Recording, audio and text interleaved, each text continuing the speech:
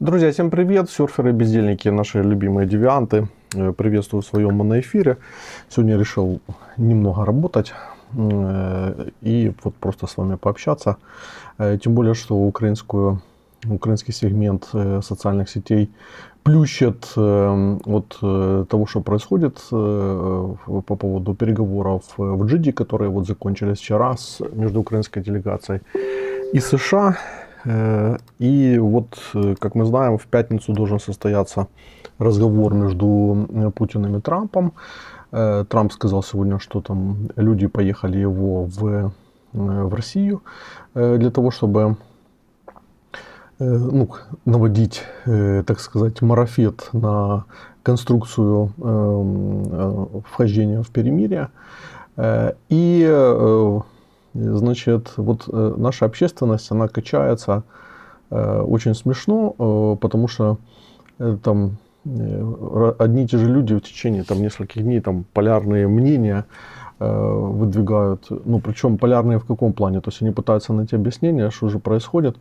И то Трамп предатель, потом нет, Трамп все-таки не предатель, он сейчас вот надавит на Россию, вот это вот сейчас России поставят такие условия, и Россия будет жестко, значит, поставлена на место, а дальше война продлится до победного конца, потому что Трамп увидит, что Путин не хочет заканчивать войну, и поэтому вот этого он сказал, что даст что будет давление на Россию там финансовое, или даст оружие, как Рубио сказал, и дескать, мы получим массу оружия, и все будет как бы в ажуре, потому что мы победим.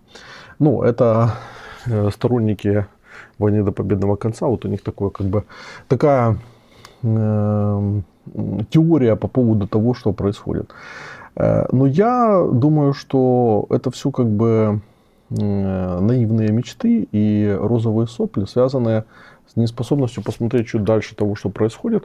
Тем более, что на Западе тоже идет интенсивная дискуссия относительно будущего мирового порядка, поскольку для всех уже очевидно, что он разлетелся. То есть он просто разлетелся вдребезги, и начинается век империи, как вот мы вчера с Тиграном Абайканом говорили, или век больших таких, век больших игроков, которые действуют в обход той системы международных отношений, которая была сформирована в 1945 году Рузвельтом, Черчиллем и Сталином в Ялте, а потом в Потсдаме. И, собственно говоря, вот этот ревизионизм, который начался, ревизионизм почему? Потому что вот эти большие площадки, которые, как правило, возглавляются большими харизматичными лидерами,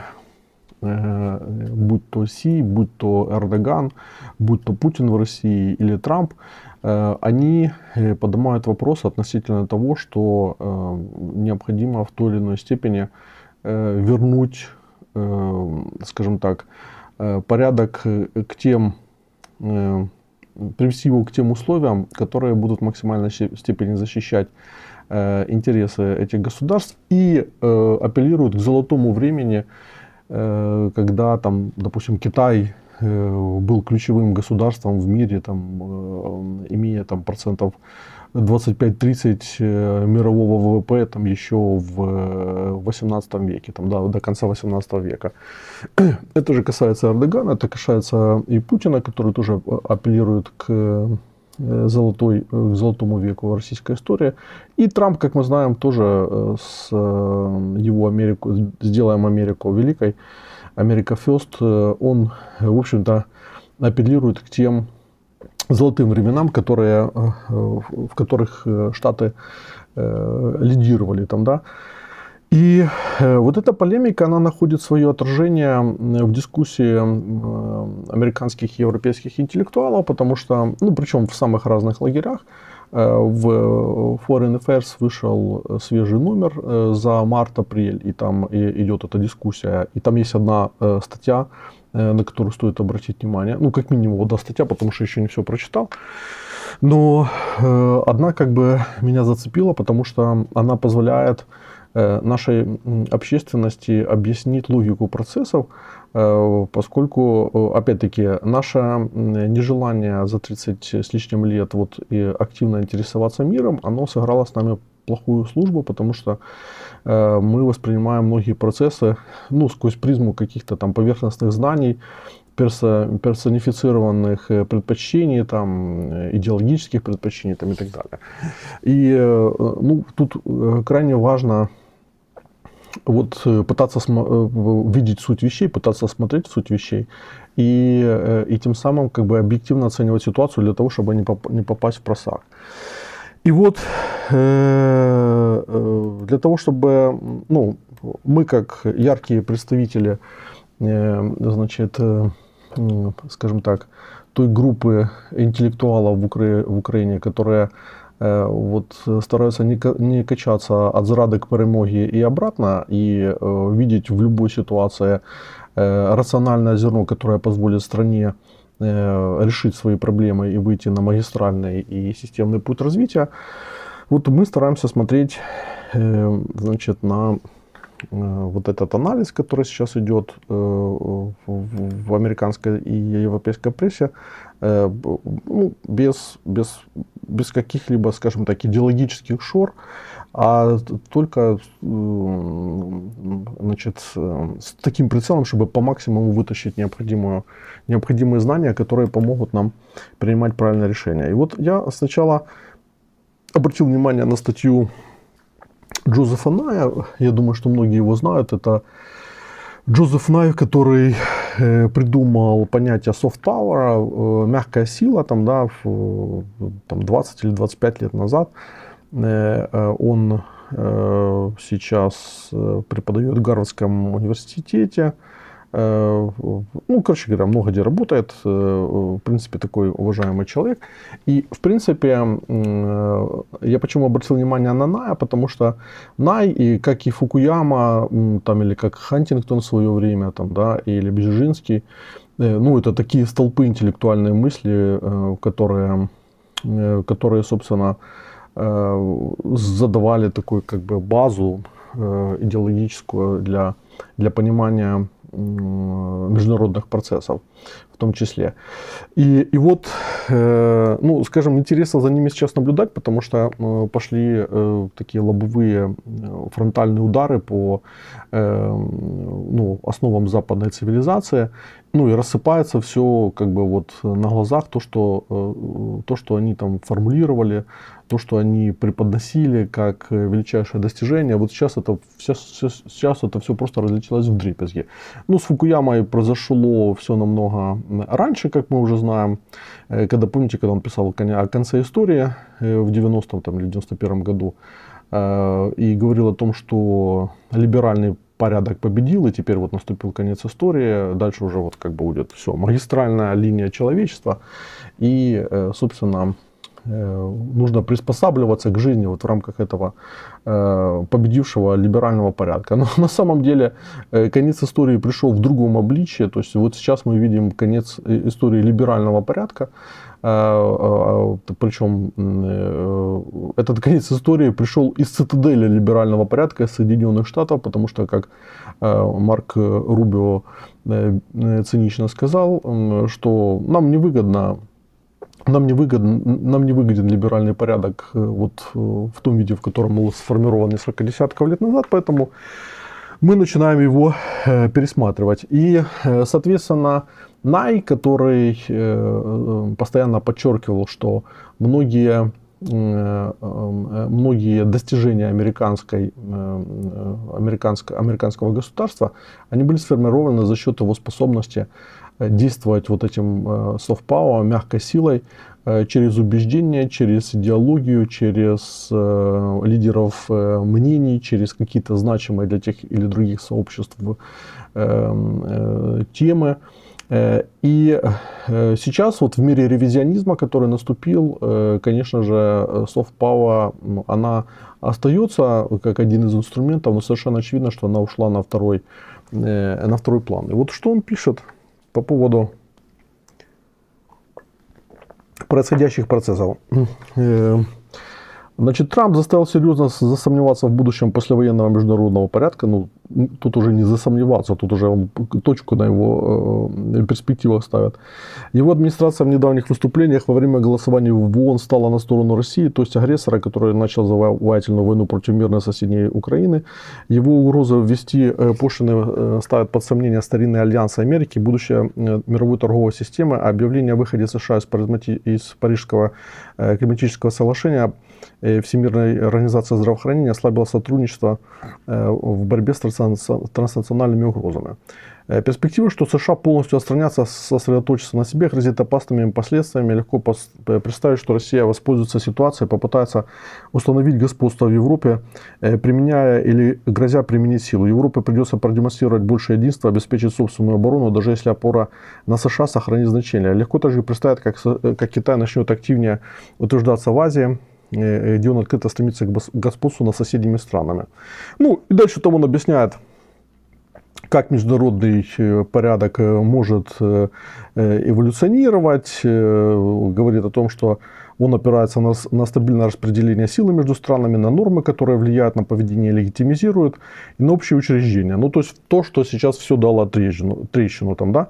То есть нет стабильного распределения силы, потому что возникли дисбалансы, связанные с тем, что Азия серьезно подросла, Европа серьезно просела, Штаты, скажем так, удержали тот процент в мировой экономике, которые имели там 70-х годов в целом там, да, и появились там игроки типа Индии на большой как бы доске. Турция там пытается играть свою глобальную игру, являясь пока еще региональным игроком. Ну и Россия, само собой, которая подкачалась в нулевые годы. И, соответственно, вот совокупно можно говорить о том, что стабильного распределения силы сейчас нет. То есть вот этот столб, один из столпов, на который он указывал, он повалился. Потом второе, нормы, которые влияют на поведение, легитимизируют ему. Ну, нормы, в общем-то, все тоже разрушены, потому что Трамп, который, являясь лидером самой серьезной, крупной в военном отношении страны НАТО, который угрожает другой стране НАТО, Дании, аннексией Гренландии, он, ну, по сути, нормы, в рамках которых Большой Запад жил последние 80 лет, он их просто откинул. И это касается и других игроков, того же Путина, тут не будем уточнять, что именно происходит. Это касается Израиля, допустим, того же самого, который, как мы видим, сейчас играет активно на юге Сирии и пытается создать зону безопасности, которая бы там гарантировала его интересы. Вот, поэтому нормы разлетелись в прах. Ну и общее учреждение, которое позволяет отстаивать как бы интересы вот стабильного миропорядка. Тут все понятно, потому что ВОЗ, как мы видим, шатается, ООН шатается. И точно так же, как Лига наций бесславно умирала там в конце 30-х годов, точно так же сейчас международные институты, которые были сформированы после Второй мировой, они точно так же бесславно умирают.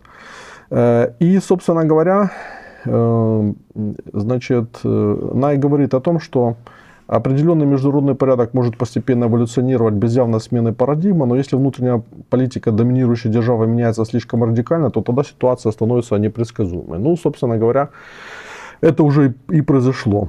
Ну, я не буду там дальше перечислять, он рассказывает, как там разные эпохи изменялся там мировой порядок, но тут ключевая как бы вот в его мыслях концовка, которая позволяет вот как мостик дальше перейти к рассуждениям других западных интеллектуалов.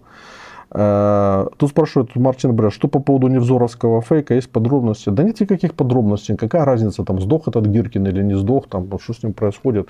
Вот, в любом случае ему места в путинской России нет, потому что путинская Россия, которая пошла на службу США, ну как бы это не то место, где он хотел бы жить. Поэтому для него, конечно, было бы невыносимо в такой стране жить. Поэтому я там сегодня на этот счет постебался. Вот. И теперь возвращаясь к нашим баранам глобальным. И, в общем, Най тут говорит, что Еще до появления Трампа некоторые аналитики считали, что американский порядок близится к концу. 21 век принес новый сдвиг распределения сил. Это обычно называют подъемом Азии.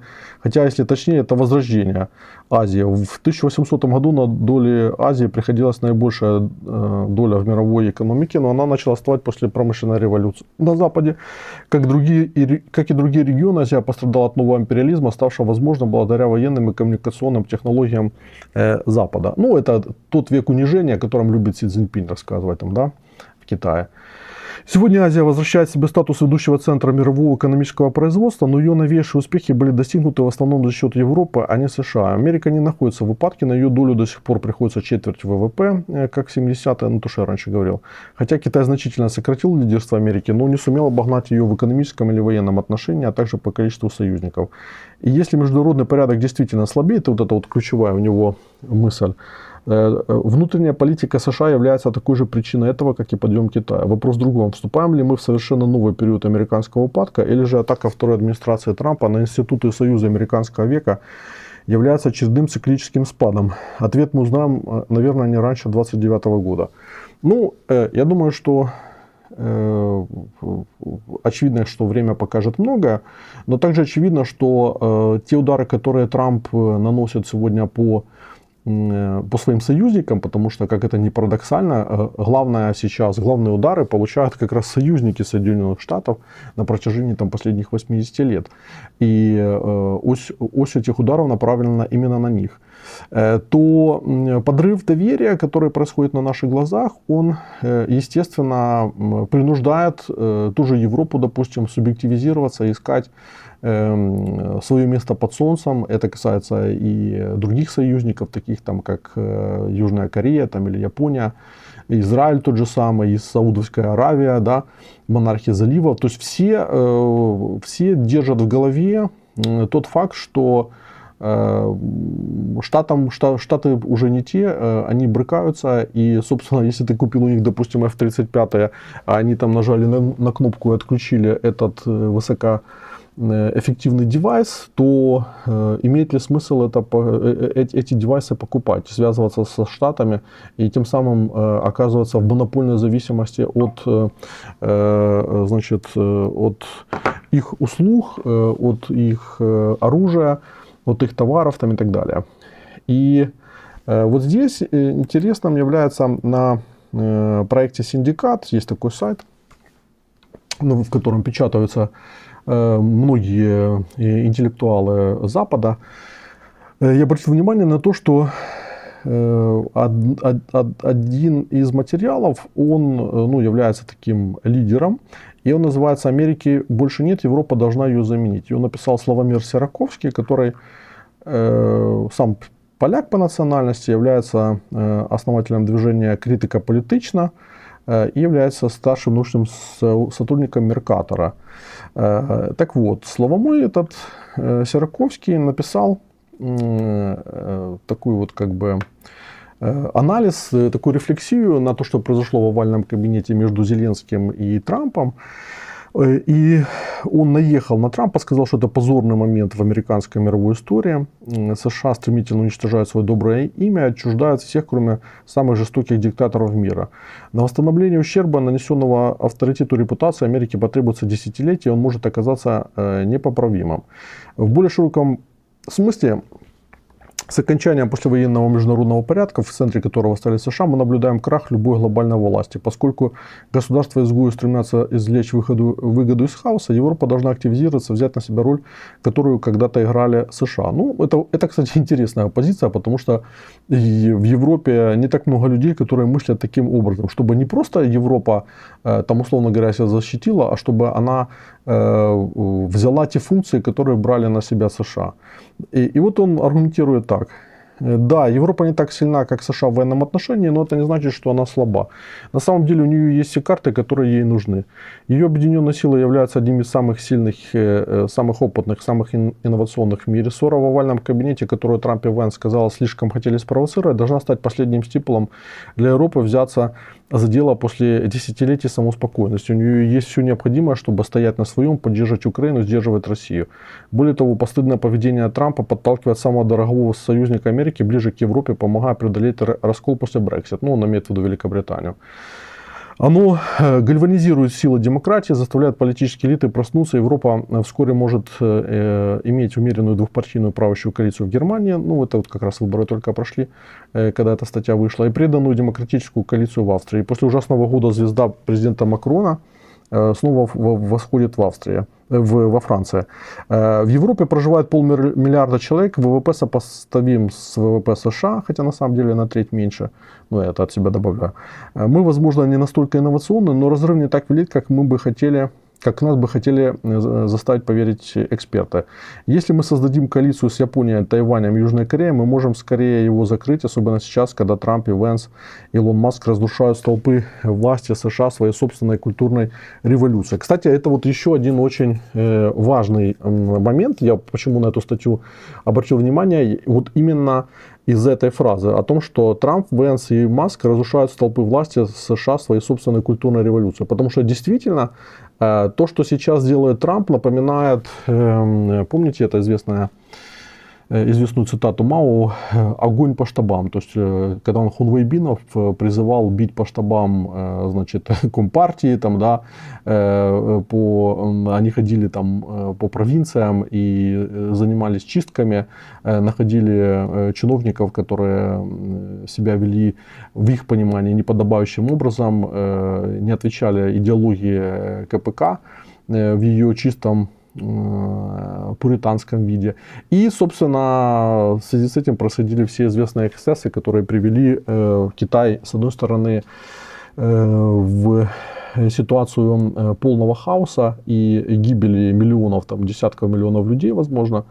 А с другой стороны, культурная революция привела к тому, что Китай, вот благодаря вот этому самоочищающему маневру Мао, да, который попытался таким образом решить вопрос внутренней оппозиции в Компартии, Китай расчистил просто дорогу для тех реформ, которые позже провел Дэн Сяопин, потому что в конце 70-х не было вариантов, когда Китай, скажем так, не мог не делать нечто подобное, потому что альтернативой был просто коллапс государства со всеми вытекающими последствиями. И поэтому Мао Цзэдун, который демонтировал массу базовых вещей, начиная от конфуцианства и заканчивая значит, просто экономики, он создал условия для того, чтобы можно было начать модернизацию фактически с чистого листа.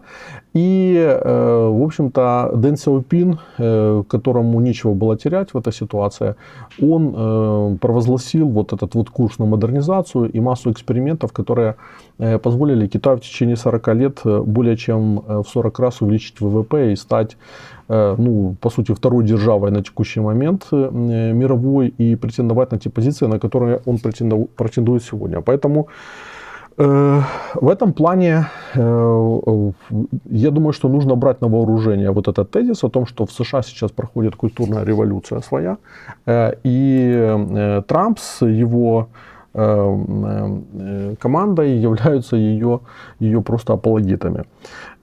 И так, тут пишут, что Романенко интеллектуал, которого мы заслужили, Андрей Сергеевич. Андрей Сергеевич, спасибо, что меня заметили, я отправил вас в бан, чтобы не мешали. Значит, и дальше как бы вот он говорит, что какие плюсы еще есть у Европы, вот как она может развернуться. Он говорит, что помимо повышения расходов для американских потребителей с помощью тарифа, Трамп ведет войну с мигрантами, долгое время являющийся уникальным источником американской силы. Европа должна извлечь выгоду из этого, приветствуя лучших и самых ярких, включая тех, кого выгоняют из федеральных агентств мирового класса Америки. Здесь, я думаю, звучит такая ирония от поляка, потому что Польша как раз вот проводит очень консервативную и очень осторожную мигрантскую политику, стараясь прежде всего затащить белое население на свою территорию, прежде всего украинцев, там, белорусов, вот, и упираясь вообще всем попыткам затащить мигрантов там из стран Африки и Ближнего Востока. Дальше, значит, Славомир говорит о том, что промышленная база Германии достаточно для вооружения континента, а ядерный зонтик Франции и Великобритании может заменить американский. 5 крупнейших европейских стран и Соединенное Королевство в настоящее время имеют ответственные и предсказуемые правительства, которые высмеивают те, кто сейчас у власти в Вашингтоне. И Польша играет важную роль в том, что произойдет дальше. Экономические тенденции на нашей стороне, наша армия растет. Мы сделали правильные закупки оружия, пока еще было время. Даже Трамп не может найти плохого слова, чтобы сказать о нас. Вся Европа видит это. Французы с легкой ревностью говорят о «le moment polonais», ну, типа, что время Польши. Нынешние лидеры Польши являются одним из... Ну, это такое. И вот интересный момент. Значит, он пишет, что общался на Мюнхенской конференции безопасности с многими американскими политиками, включая тех, как, например, сенатор Линдси Грэм, которого украинцы хорошо знают, он 9 раз приезжал в Украину, преклоняет колено перед Трампом, и я не увидел особой уверенности в себе. Вместо того, чтобы говорить о том, что они действительно думают, они унижались и следовали линии дорогого лидера. Было стыдно смотреть. Когда спецпредставители администрации Трампа по Украине Кейта Келлога спросили за кулисами, есть ли у нас еще альянс, он признался, что и сам не знает. Власть в Вашингтоне теперь полностью сосредоточена в Трампе. Больше нет взрослых в комнате, только льстивые попугаи, соревнующиеся за то, кто громче всего усилит своего глупого хозяина. Историк Тимоти Снайдер попал в точку, пишет он, заявив, что 25-й год это не то, что думает Америка, а то, что может сделать Европа. Политика Трампа может быть выгодна только в краткосрочной перспективе. На данный момент никто не осмелится пойти лицом к лицу с США. Однако в долгосрочной перспективе демонтаж американского государства и бессмысленные тарифы, отчуждение друзей и союзников несут долгосрочный ущерб. Ну и тут он говорит о том, что нужно поддержать Украину. Общение с Зеленским было абсолютным позором, которое громко приветствовала Россия. Нет, он не получил бы лучшего результата, если бы позволил собой помыкать. Это правительство США показало, где его лояльность. То же самое произошло с соглашением по критически важным минералам, которые советники Трампа навязывают Украине. Первая версия была равносильного вымогательству в мафиозном стиле. Зеленский справедливо ее отверг. Когда пришла следующая сделка, она была намного лучше. Ну, это мы еще увидим. Тут поляк, скажем так, достаточно оптимистичен. Слишком оптимистичен, я думаю. Так вот. Вот Славомир, когда говорил о кабинете Трампа, то он упомянул элиты, вот, которые вокруг Трампа как бы кучкуются. И здесь вот полезна статья Дэнни Родрика, это тоже такой известный экономист западный, у которого масса интересных книг. И он преподает тоже в Гарварде, президент Международной экономической ассоциации, автор книги «Откровенный разговор о торговле. Идея для разумной мировой экономики». В Принстоне была издана в 2017 году. Значит, он как раз вот разбирает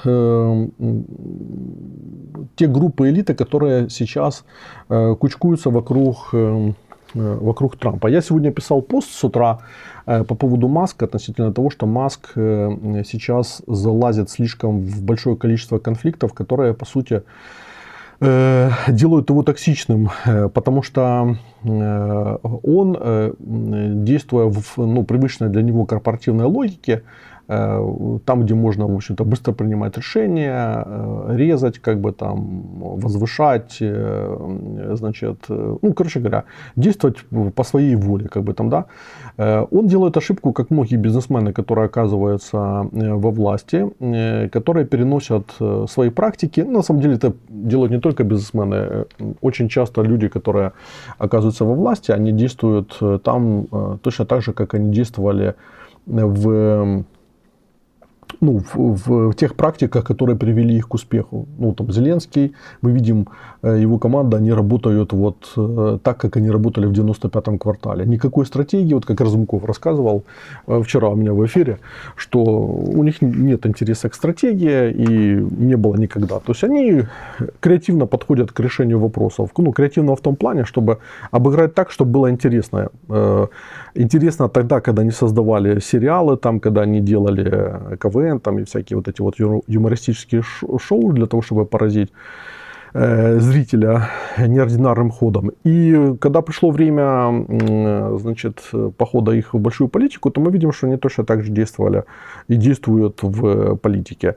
Янукович, Порошенко, Ющенко, Кучма, там, Кравчук, если брать наших президентов, они все действовали, вот, не вырываясь за рамки той профессиональной как бы парадигмы, когда они были сформированы как управленцы, они были сформированы как личности, и, соответственно, это детерминировало их действия на посту президентов.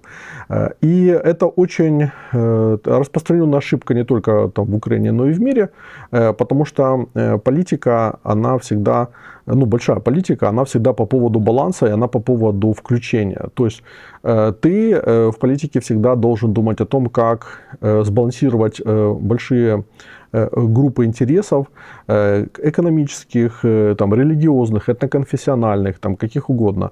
И развитие получает те системы, в которых есть достижение такого баланса. И, соответственно, там должны быть институты, и там должны быть лидеры, которые, во-первых, понимают необходимость такого баланса и постоянно его осуществляют в ручном режиме, либо в институциональном, как бы там в автоматическом, не позволяя проблемам достичь такого уровня, что, ну, они начинают как бы перехлестываться друг на друга и создавать кризис. Вот. И, собственно говоря, вот действия Маска сейчас, там мы тут с несколькими нашими гостями об этом постоянно говорили, что Маск, он недолго задержится, скорее всего, у Трампа, поскольку его действия крайне опасны для Трампа становятся или будут крайне опасны, потому что вот он рубит с плеча и презрительно там относятся к простым людям или к политикам, как бы там, в том числе вот эта ситуация с Сикорским, министром иностранных дел Польши, которого он назвал маленьким человеком, она как раз показала, что вот эта вот большая глобальная олигархия, которая сейчас, по сути, имеет контрольный пакет влияния на кабинет Трампа, она не имеет берегов, точно так же, как там наша мелкая по глобальным масштабам олигархия, которая тоже смотрела на общество сквозь призму там сословных отношений, своего веса, и ну, это выражалось как бы и пренебрежительным отношением к простым людям, и к тем политикам, которые, в общем-то, они обеспечивали. И, собственно, вот сейчас мы видим, что Маск вошел в такой клинч с профессиональной бюрократией, либо теми группами элиты, которые сейчас есть вокруг Трампа. И это уже находит отражение в ряде конфликтов, потому что Маск пытается напрямую руководить кабинетом, обходя все возможности через вот это свое ведомство, которая занята эффективностью. И как следствие в Вашингтоне пошли конфликты, потому что ну, министры фактически начали звонить Трампу и говорить, что ну, как бы, кто тут правит, кто управляет реально кабинетом. Мы, значит, назначенные президентом по итогам выборов, президентских выборов и перевыборов в Конгресс и Сенат, и того статус-кво, который там был после выборов зафиксирован. Или же Маск, который никем не избирался, который, да, там как бы вливал большие деньги в кампанию Трампа, но который по большому счету ну, как бы является одним из членов команды Трампа и, соответственно, не может влазить то, что институционально запрещено как бы ему, да, и то, что выходит за рамки существующих правил. И вот эти конфликты, они, скажем так, будут расширяться, и Родрик описывает те группы элит, которые сейчас есть вокруг Трампа. Он говорит, что там есть традиционные политики республиканцы, финансисты с Уолл-стрит, экономические националисты, Плюс техноправые, вот в лице Илона Маска, ну, как наиболее яркого представителя, которые, по сути, прибежали к Трампу после еще накануне победы, как бы там, когда он баллотировался в прошлом году. И это был такой фундаментальный сдвиг, потому что традиционно, допустим, Силиконовая долина голосовала там за демократов, вот, а в последние годы произошел вот этот сдвиг, который привел, значит, техноправых, этих диджитальщиков как бы в команду Трампа. И вот Родрик, он говорит о том, что объединяет эти группы, по крайней мере на данный момент, это не характер Трампа или его лидерства, оба не оставляют желать лучшего. Скорее, это вера в то, что их конкретные повестки дня будут лучше реализованы при Трампе, чем при наиболее вероятной альтернативе. Консервативные республиканцы хотят низких налогов и меньшего регулирования, в то время как экономические националисты хотят закрыть торговый дефицит и установить американское производство. Сторонники абсолютизма свободы хотят положить конец этому то, что они считают пробужденной цензурой, в то время как техноправые хотят иметь свободу действий, чтобы воплощать в жизнь собственное видение будущего. Здесь, кстати, как раз я не могу не согласиться, потому что я думаю, что Маск видит в Трампе возможность действительно заниматься мировой политикой, что он и начал делать, когда начал рубать там направо и налево в Европе, поднимать АФД, поднимать, значит, националистов, сепаратистов в Великобритании, и тем самым вносить еще дополнительный хаос в отношения между США и той же самой Европой, и настраивать против себя элиты европейских стран. Потому что когда Маск поддерживает АФД, то он наносит удар по внутреннему балансу, который есть в Германии. Тот баланс, который сформировался после Второй мировой войны, в котором пока еще находится большая часть парламентских партий, либо социальных групп, которые голосуют за парламентские партии.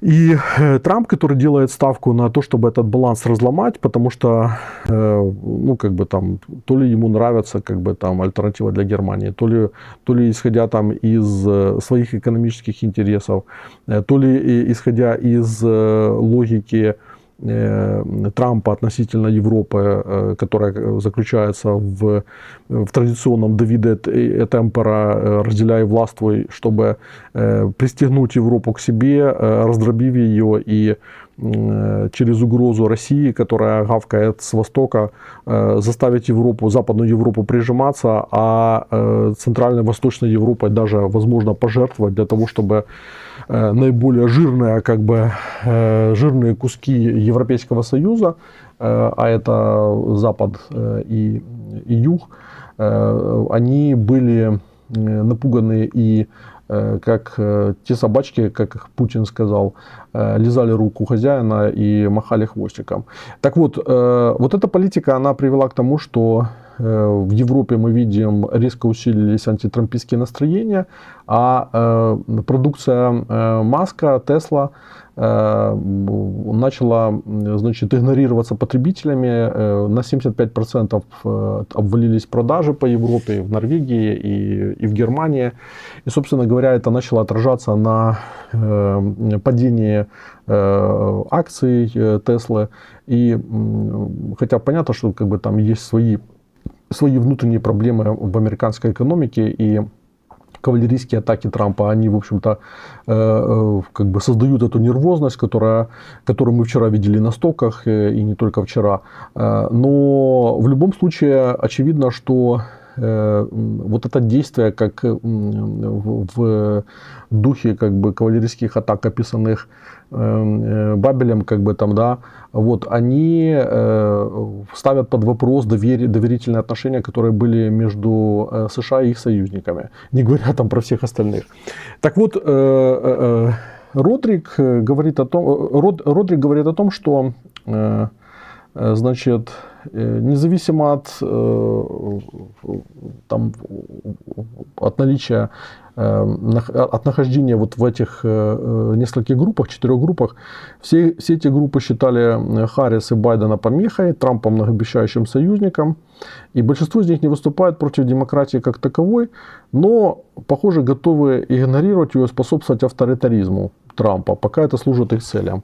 Надавите на них, значит, на антидемократические импульсы Трампа, его презрение к верховенству закона, и они будут уклоняться или минимизировать риски. Во время первого срока, пишет Родрик, я поделился своими опасениями по поводу того, что один из его ведущих экономических советников является экономическим националистом. Мой собеседник высмеял тогда мои опасения, возразил, что демократы и административное государство представляют собой более серьезную угрозу. В конечном счете его интересовала приверженность его босса тарифам, а не возможные последствия для демократии. И аналогичным образом в недавнем выпуске подкаста журналиста New York Times Эзры Кляйна сторонник свободы слова Мартин Гури объяснил, что его собственная поддержка Трампа была обусловлена ограничением свободы администрации Байдена. Байден, по сути, сказал платформа соцсетей: вы должны придерживаться европейских стандартов хорошего поведения в сети, сказал Гури. Однако ограничения, которые Трамп наложил на высказывания государственных служащих и финансируемых государством частных организаций, уже гораздо более вопиющие. Даже признавая, что Трамп может оказаться еще хуже, Гури, похоже, невозмутим. Когда дело доходит до драки, очевидно, важнее уничтожить культуру пробуждения, чем соблюдать первую поправку, которая в Штатах гарантирует свободу слова. Поскольку элитные сторонники Трампа дают приоритет узким программам, а не демократическим принципам, риск сползания к авторитаризму должен быть очевиден. К счастью, однако, еще более вероятным результатом того, что эти конкурирующие программы вскоре столкнутся, что приведет к краху коалиции Трампа. Самые острые линии конфликта проходят между экономическими националистами и технократами. Оба лагеря считают себя антисистемными, оба хотят разрушить режим, который, по их мнению, был навязан элитами Демпартии. Но они воплощают совершенно различные видения Америки, того, куда она должна идти. Экономические националисты хотят вернуться в мифическое прошлое, я говорил тоже в начале. В то время как технологический лагерь представляет собой утопическое будущее, управляемое ИИ. Один из них популист, другой элитист. Один верит в мудрость и здравый смысл простых людей, другой только в технологии. Один хочет остановить миграцию по всем направлениям, другой приветствует квалифицированных новачков. Один провинциальный, другой, по сути, глобалист. Один хочет разрушить Силиконовую долину, другой расширить ее возможности. Один верит в вымачивание богатых, другой в кормление их с ложечки. Националисты и популисты утверждают, что они говорят от имени людей, которых оставит после себя предвиденная Маском технологическая революция. Поэтому неудивительно, что они испытывают глубокое презрение к технофеодалам. И такой интересный термин — Кремниевой долины.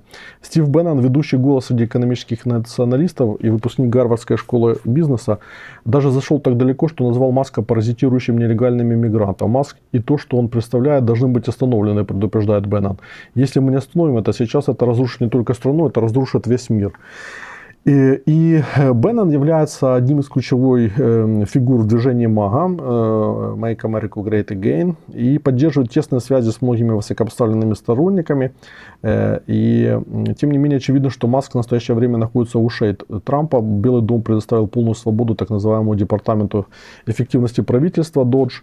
И сам Трамп поощряет Маска быть более агрессивным. Вчера Трамп даже сказал, что купит Теслу, чтобы поддержать Маска, который потерял сотни миллиардов долларов на падение Теслы на фондовом рынке.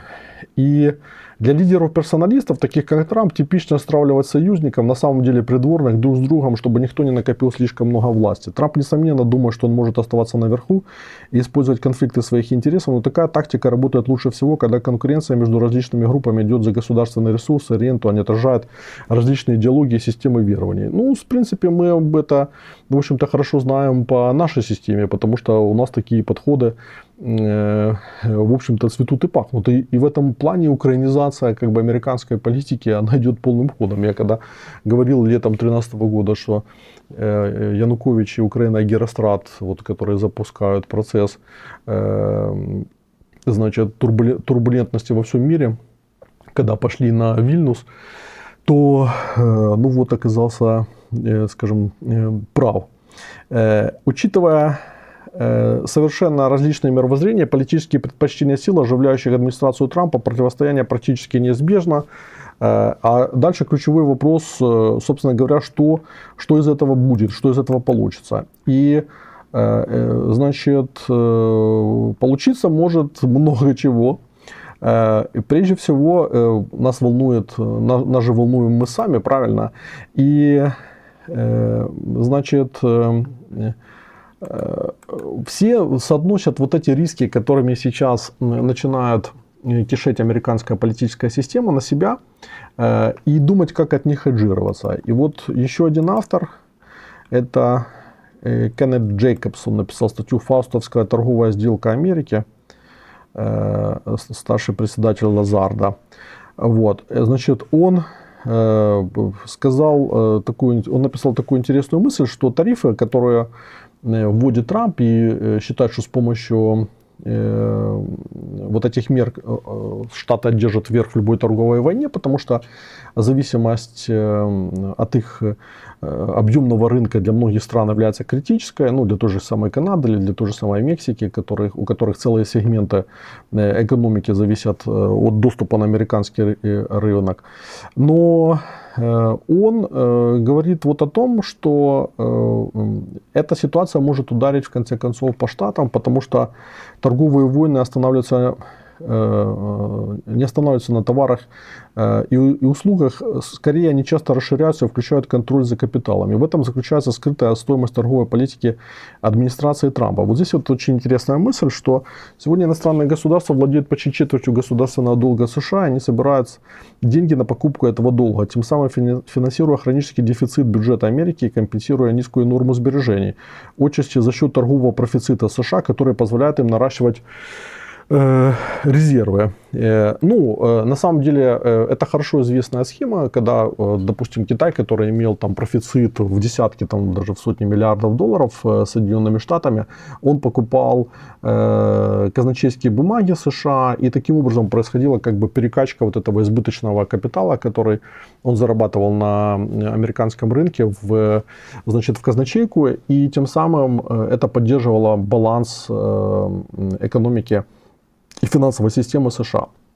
Россия точно так же поступала, европейские страны, Япония, которая тоже большой профицит имела.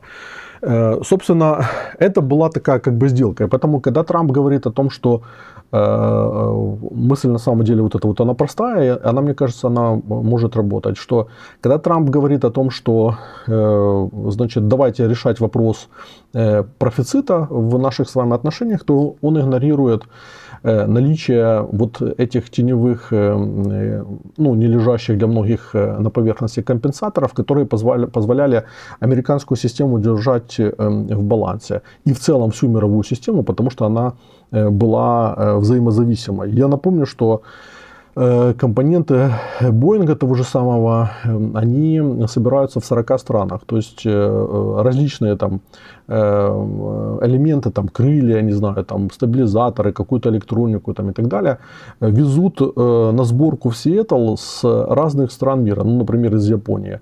И, соответственно, если Трамп накладывает тарифные ограничения на те или иные страны, то, естественно, тот же самый Боинг в Сиэтле очень быстро начнет ощущать на себе эти удары, потому что это неизбежно ударит по себестоимости тех или иных элементов, из которых состоит их самолет.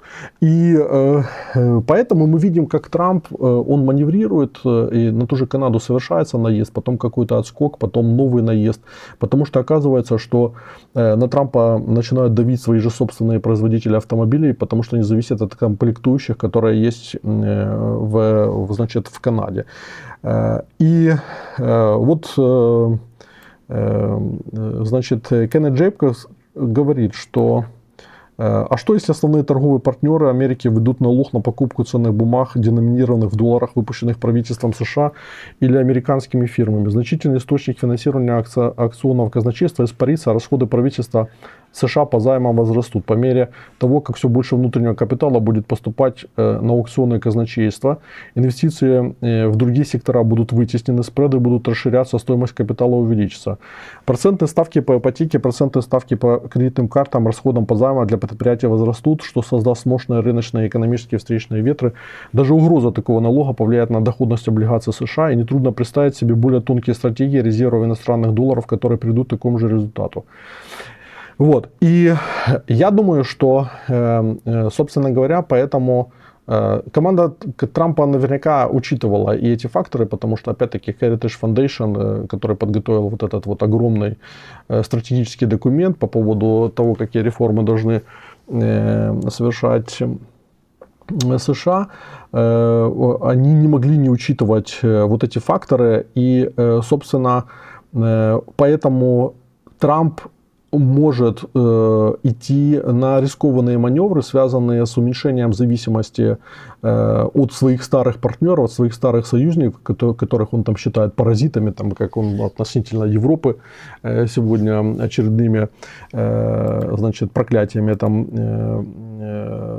разразился.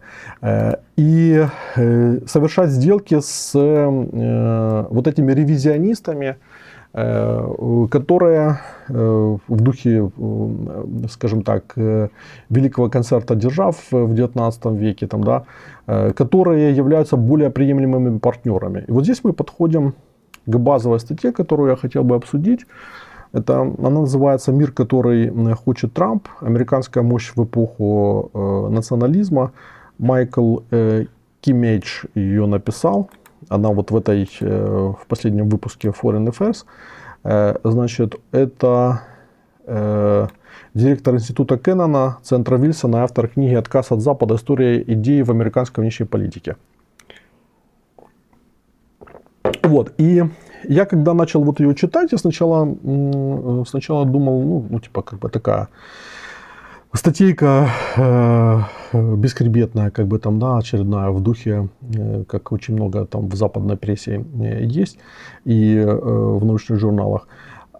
Но по мере того, как я читал, я начал как бы видеть ряд интересных мыслей, которые понять, почему Трамп вот двигается в такой логике и почему он будет двигаться в такой логике. Значит, выделю основные цитаты, потому что статья сама по себе большая. Значит, он говорит о том, что в течение 2 десятилетий после Холодной войны глобализм одержал верх над национализмом. То, что Фукуяма обозначил как конец истории. Одновременно с этим рост все более сложных систем и сетей, институциональных, финансовых, технологических, затмил роль личности в истории. Но в начале 10-х годов начался глубокий сдвиг. И научившись использовать инструменты этого века, группа харизматичных личностей возродила архетипы предыдущего. Сильный лидер, великая нация, гордая цивилизация. И дальше пошло соревнование. Да, такое пошло соревнование, которое набирает обороты между вот этими вот авторитарными автократами-харизматами.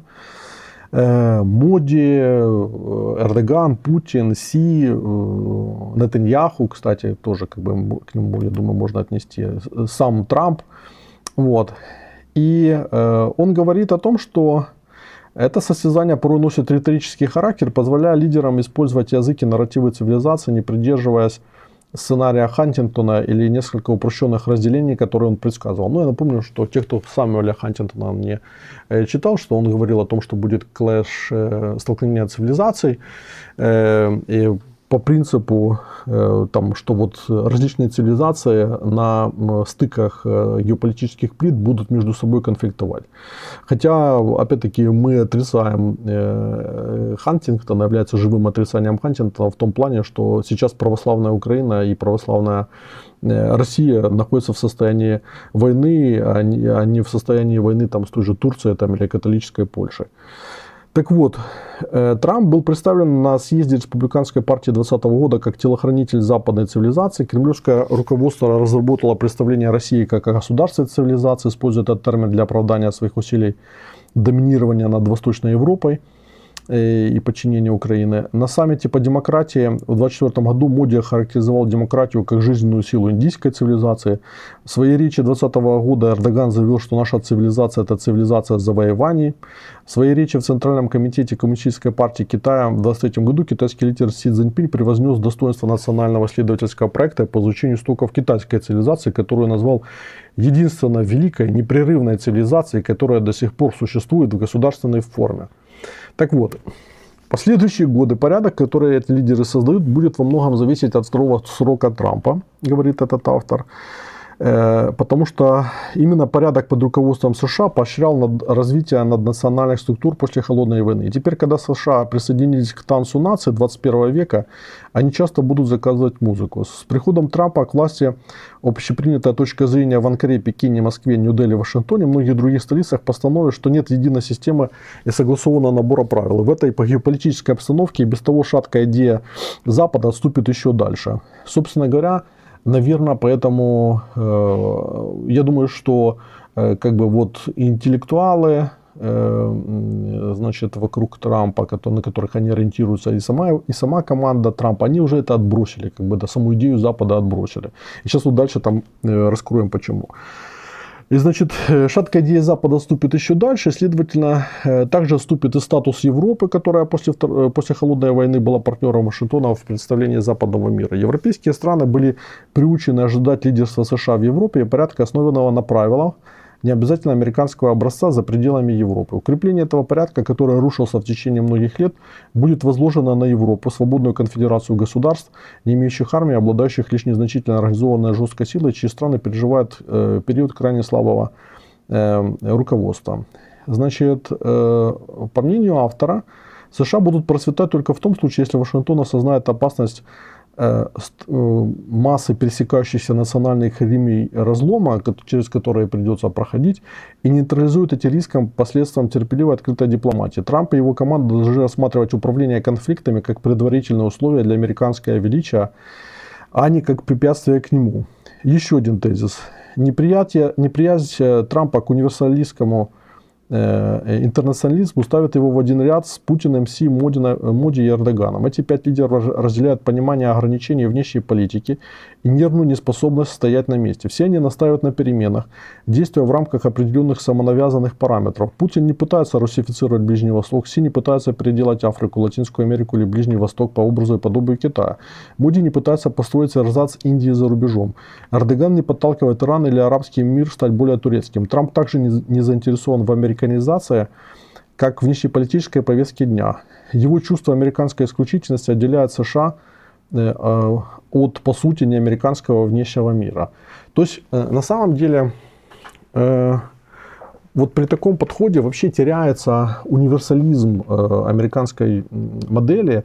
И вот этот вот град на холме, который этот образ использовали для того, чтобы продвигать вот это soft power, мягкую силу Америки по всем континентам и во все страны, при таком подходе это ну, как бы просто уходит в небытие, потому что Штаты просто становятся ну, вот, силой, которая признает, что она не способна универсальным образом как бы действовать и не имеет идеологию универсальную, которая была бы восприимчива там, вся планета, там, да, или по крайней мере теоретически это представлялось, что может к идеологии либерализма соотносится вся планета. Вот, по сути, это означает, что Штаты превращаются там, в большой Китай, в большую Индию, там, да, или там, даже Россию, там, да, которые имеют пределы экспансии, поскольку за пределами, значит, там, где заканчивается, условно говоря, их культура, они перестают быть воспринятыми. И поэтому тот же самый Китай всегда будет упираться в потолок, потому что не способен преодолеть невосприимчивость других культур китайской культуре. Вот. И вот откат Трампа или ревизионизм Трампа, это по поводу превращения Штатов вот в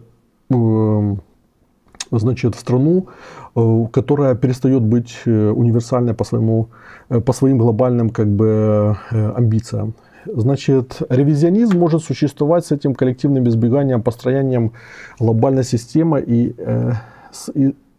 истончением международного порядка. Для сей история китайская мощь, а не устав ООН и предпочтения Вашингтона являются истинными арбитрами статуса Тайваня, поскольку Китай является тем, чем он его называет. Хотя Индия не сидит рядом с такой глобальной точкой возгорания, как Тайвань, она продолжает оспаривать свои границы с Китаем и Пакистаном, которые остаются нерешенными с тех пор, как Индия обрела независимость в 1947 году.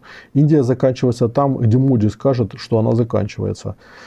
Внешняя политика этих стран подчеркивает историю, уникальность, идею о том, что харизматичные лидеры должны героически отстаивать интересы Китая, России, Индии или Турции. Это препятствует их сближению и затрудняет для них формирование стабильных осей.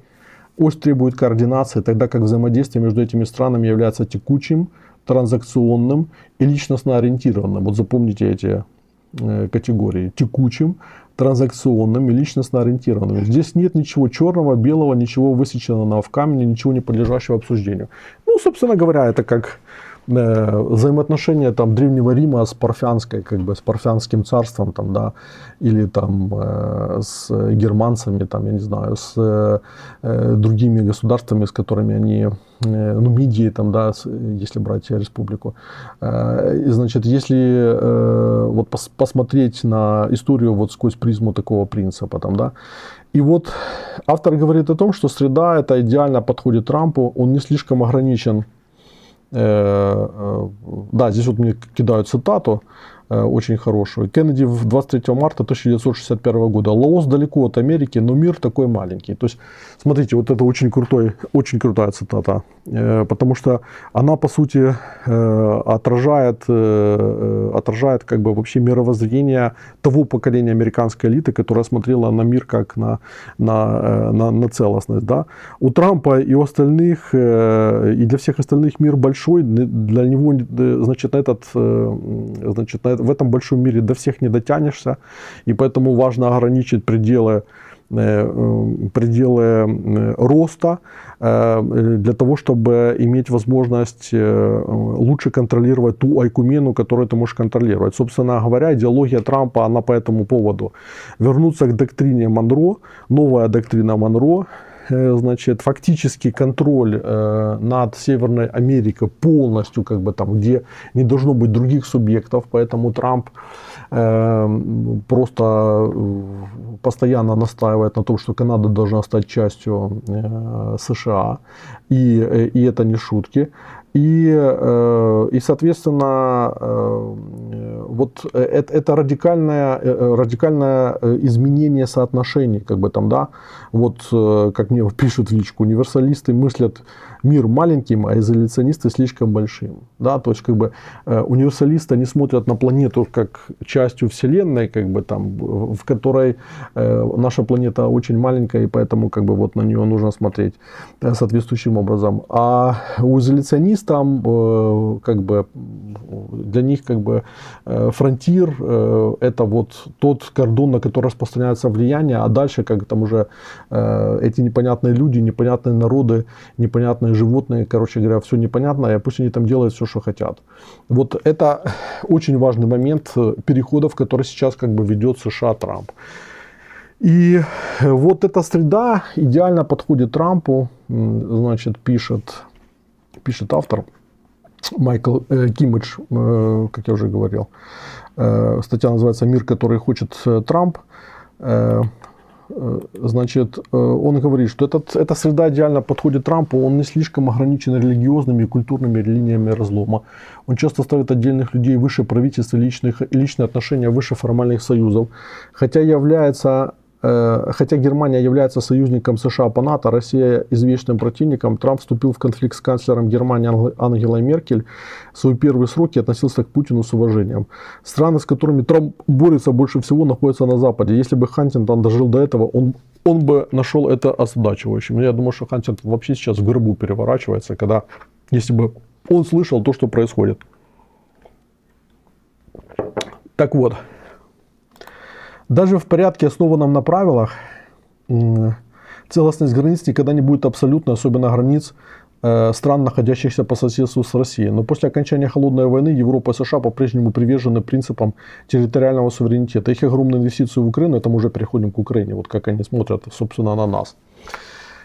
Их огромные инвестиции в Украину соответствуют особому видению европейской безопасности. Если границы можно изменить силой, Европа, где границы так часто вызывали недовольство, скатится к тотальной войне. Мир в Европе возможен только в том случае, если границы не будут легко регулируемыми. Я специально на этом подчеркиваю, как бы заостряю внимание, потому что там офис, я думаю, что там офис смотрит нас в том числе, что это те аргументы, которые мы должны использовать в переговорах с европейцами. В свой первый срок Трамп подчеркивал важность территориального суверенитета, обещая построить большую красивую стену вдоль границы США с Мексикой. Но в тот первый срок Трампу не пришлось бороться с самой крупной войной в Европе. Теперь ясно, что его вера в святость границ относится в первую очередь к границам Соединенных Штатов. И к тому же я от себя добавлю, что эта граница может расширяться. Вот такой, как бы вот такие пироги. Значит, по Украине. Он говорит о том, что Украина станет ранним испытанием. И вместо того, чтобы стремиться к поспешному миру, администрация Трампа должна сосредоточиться на защите украинского суверенитета, на который Путин никогда не согласится. Позволить России ограничить суверенитет Украины может создать видимость стабильности, но может привести к войне. Вместо иллюзорного мира Вашингтон должен помочь Украине определить правила взаимодействия с Россией, и с помощью этих правил война может быть постепенно сведена к минимуму. Тогда США смогут разделить свои отношения с Россией, как они делали с Советским Союзом на протяжении всей холодной войны. Соглашаясь, не соглашаться по поводу Украины, одновременно ища возможные точки соприкосновения по вопросам нераспространения ядерного оружия, контроля над вооружениями, изменениями климата, пандемии, терроризма, Арктики, освоения космоса. Разделение конфликта с Россией послужит основным интересам США, которые дороги Трампу. Предотвращение обмена ядерными ударами между США и Россией. В этом духе администрация Трампа должна быть готова воспользоваться моментом, чтобы максимально использовать любые возможности, которые ей представятся. Она не должна увязнуть в системе и структуре. Это один из ключевых моментов к пониманию того, что будет происходить. Кстати, он там упоминает, я тут цитату не взял, но он там упоминает действия администрации Джорджа Буша-старшего в 89 году, когда он пришел к власти. 89-й, 90-й, там 91-й год.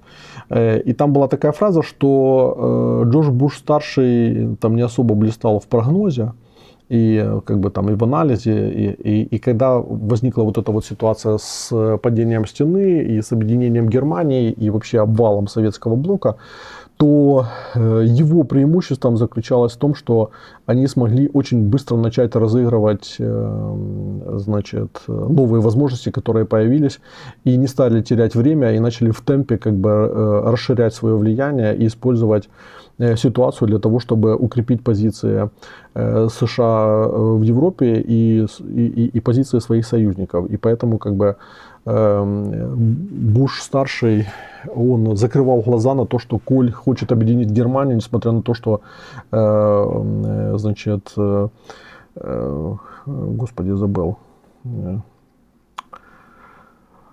британский премьер, это уже переработала. Значит, была против, значит, и Миттеран был против. Ну, скажем так, Миттеран не так был против, как, так, господи, что с памятью? Используем, так. Так.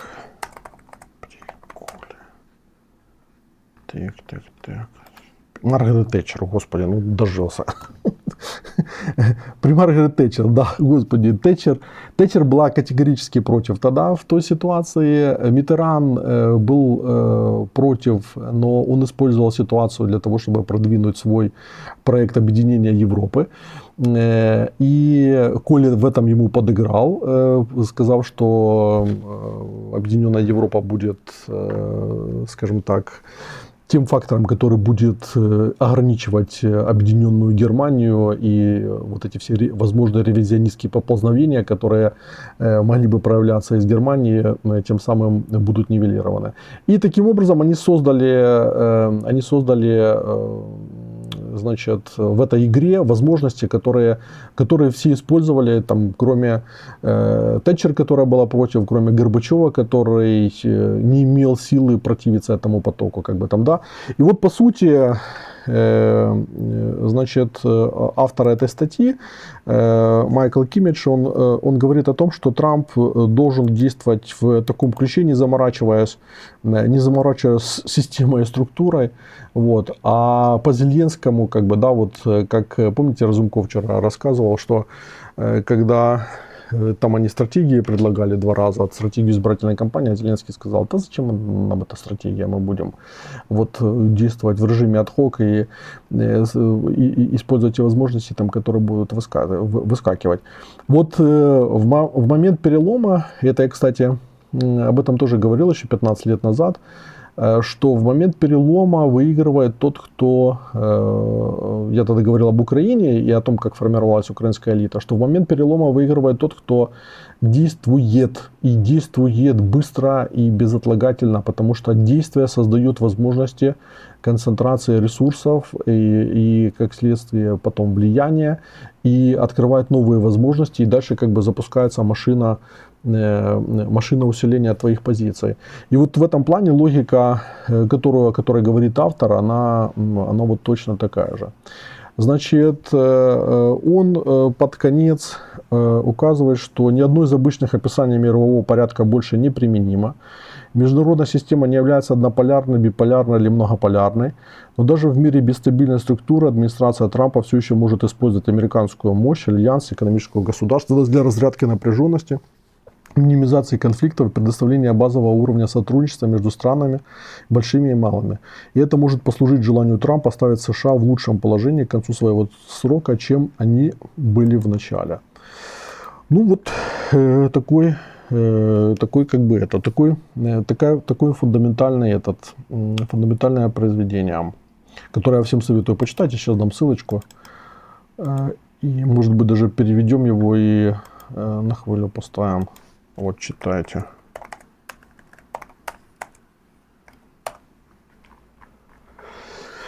Так.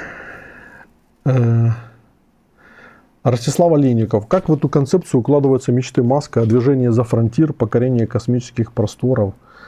Понятия не имею. Потому что Маск живет в своем мире и собственно говоря, причем в мире циничном и прагматичном, потому что Маск умеет использовать мечты для того, чтобы капитализировать свой бизнес. И, собственно говоря, в этом преуспел. Поэтому, ну, как бы, не нужно думать, там, что он дурачок, как бы, там, который там, волей судьбы оказался там, где он оказался. Но он однозначно не дурачок, он в политике, возможно, как бы мыслит идиотски, как бы там, да, потому что он не политической деятельностью занимался. Но с точки зрения там своего бизнеса и развития своего бизнеса, как бы там, и обогащения, но он преуспел. И я еще раз акцентирую то, что я делал в эфире с Кусой, что появление Маска вот в этих прагматичных цепочках по газу, нефти, там, я не знаю, урану, там, аммиаку, там, и так далее, вот, оно практически предопределено, потому что это приземлит его приземлит его вот в мир, привязанному к земле, к которому тяготеет Трамп, и даст дополнительные возможности, если он сосредоточится над этим. Вот. И поэтому я думаю, что с учетом интереса Маска к России, например, к Роскосмосу тому же самому, я не буду удивлен, если он там появится и будет использовать Россию для того, чтобы усилить свои позиции по освоению космоса, привязав Россию к своим космическим проектам. И не только Штаты, но и Россия будут как бы запускать с помощью кораблей Маска эти спутники и финансировать все это, потому что он же сумел переломить НАСА и, собственно говоря, добиться того, что его SpaceX стал ключевой структурой, которая сейчас обслуживает запуски космических спутников. И не только. Вот, поэтому, ну, вот такие, дорогие мои пироги, интересные. Такие вот фундаментальные вещи происходят в мире. Вопросы. Давайте отвечу на несколько вопросов интересных и будем закругляться, потому что надо дальше работать. Так, сейчас зайду на шорты, посмотрю, что там писали, а то не смотрел.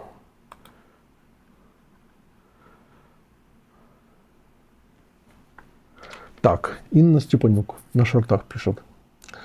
Юрий, спасибо за все, что вы делаете. Есть ли ресурсы какие-нибудь, чтобы выбрать правильный курс для Украины?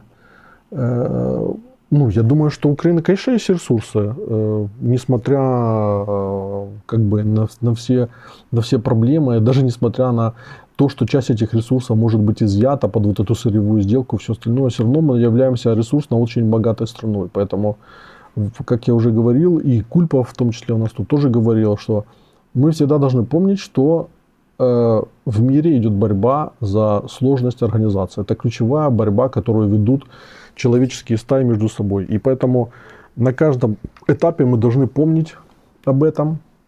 И у нас должен быть четкий набор критериев, который позволяет нам определять, мы усложняемся или нет. В результате развития той или иной ситуации, в результате действий власти, в результате преобразования, которые в стране, мы должны смотреть, мы усложняемся или нет. Если мы усложняемся, значит мы движемся в правильном направлении, даже если это кажется неправильным.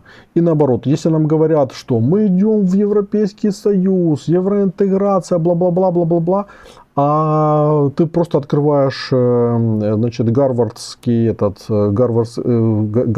эту схему сложности экономики и смотришь, что происходит с экономикой. Они там по своей методологии уникальной, в общем-то, обсчитывают каждый год, насколько усложняется, либо упрощается экономика там с той или иной страны с 91 года, по-моему. И все, и у вас картина маслом. Если вам там условно с 2014 года говорят о том, что мы на правильном пути, и мы вот-вот к нему приближаемся, и мы даже записали в Конституцию ЕС и США, а экономика стала там в 2 раза как бы проще, то это означает, что мы ни хера не в правильном направлении шли или идем там, да. И то же самое будет там и потом. То есть это, ну, как бы, это вот простой пример понимания правильности траектории движения. Так, теперь Султан Гасанов. Юрий, с вашей точки зрения, Кульпа ошибается относительно оптимистического будущего Украины? Я думаю, что Петр ошибается, ну, как бы, с точки там зрения перспектив Зеленского и с точки зрения возможности создания, значит, интермариума, союза интермариума, потому что мне кажется, я еще раз, я являюсь искренним сторонником этого, но мне кажется, что, скажем так, прежде всего, та же самая Польша испугается входить в серьезный стратегический альянс с Украиной, потому что будет бояться связанных с этим рисков. Поэтому вот в этом плане я смотрю как бы вот на то, что он говорит, с определенным скепсисом. Хотя, опять-таки, это не отменяет того, что я делаю определенные вещи для того, чтобы продвинуть вот эти идеи в наше сообщество. Но мы должны быть гибкими, вот в моменте той ситуации, в которой мы сегодня находимся. И если действительно как бы по итогам войны у нас там на какое-то время будет зафиксирован нейтральный статус, ну окей, значит нужно выжимать из этого статуса максимально все возможное. Главное просто не оказаться в позиции сателлита то же самое России, и как там условно гетьманщина в конце 17 века, там, в начале 18-го, там, да, по сути как бы оказалась под контролем России полным, и потом в течение 18 века была ликвидирована. Поэтому это вот такой самый худший сценарий, там, который может быть, ну, за исключением там, завоевания. А так, ну, у нас огромная страна, и, я говорю, с огромными ресурсами и с большим населением, даже несмотря на все, что произошло. И просто нужно бороться за людей, сделать людей как бы ключевым приоритетом и понимать, что там не минеральные ресурсы являются главным богатством, а человеческий капитал и те возможности, которые несет, тем более, что человеческий капитал будут выкачивать там такие, как Маск и Штаты те же самые, я об этом говорил в одном из эфиров. Вот. Так, теперь...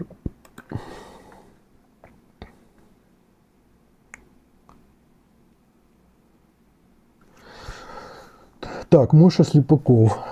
Как вы относитесь к взглядам Кертиса Ярвина? Не наблюдаете ли вы изменениям мировоззрения и стратегии нового срока и в мировоззрении и стратегии нового срока президента Трампа?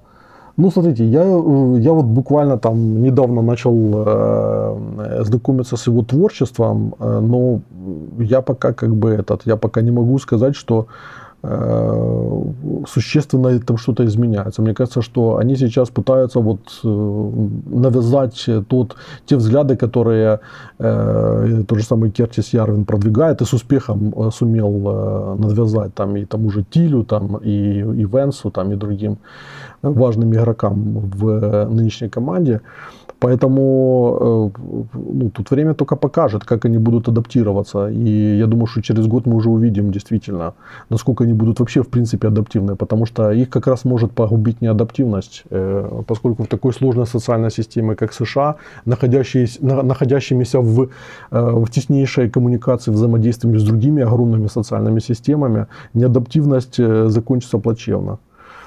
Так. Татьяна Дусенко. Разумков не зря появился во вчерашнем эфире. Сегодня Арестович на стриме у Латынина называл его как претендента на промежуточное правительство.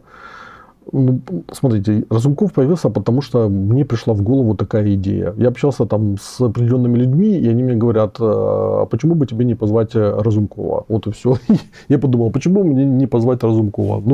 Нужно постоянно звать новых гостей. Вот, для того, чтобы просто показывать, что такое власть, что такое мир, что такое люди там, и так далее. Вы же не задаете этот вопрос, почему, допустим, у меня появляются там в эфире психологи там, или, ну, не знаю, там, или историки новые. Там. Не только, допустим, Удовик, который там уже давно там появлялся, а, например, Чидалума почему появился. Вот почему появился Чидалума? Да потому что просто интересный и гениальный парень, и таких людей нужно поддерживать, взращивать, находить и поднимать. Вот. Поэтому с Разумковым абсолютно та же самая ситуация. Не нужно искать там какие-то подводные камни. Сможет ли Разумков играть важную роль в переходном периоде? Ну, наверное, да. Вот. Интересен ли он? Ну, вы вчера все видели, какая у нас была беседа. То есть мы с ним абсолютно органично беседовали и вообще вышли за рамки там первоначальной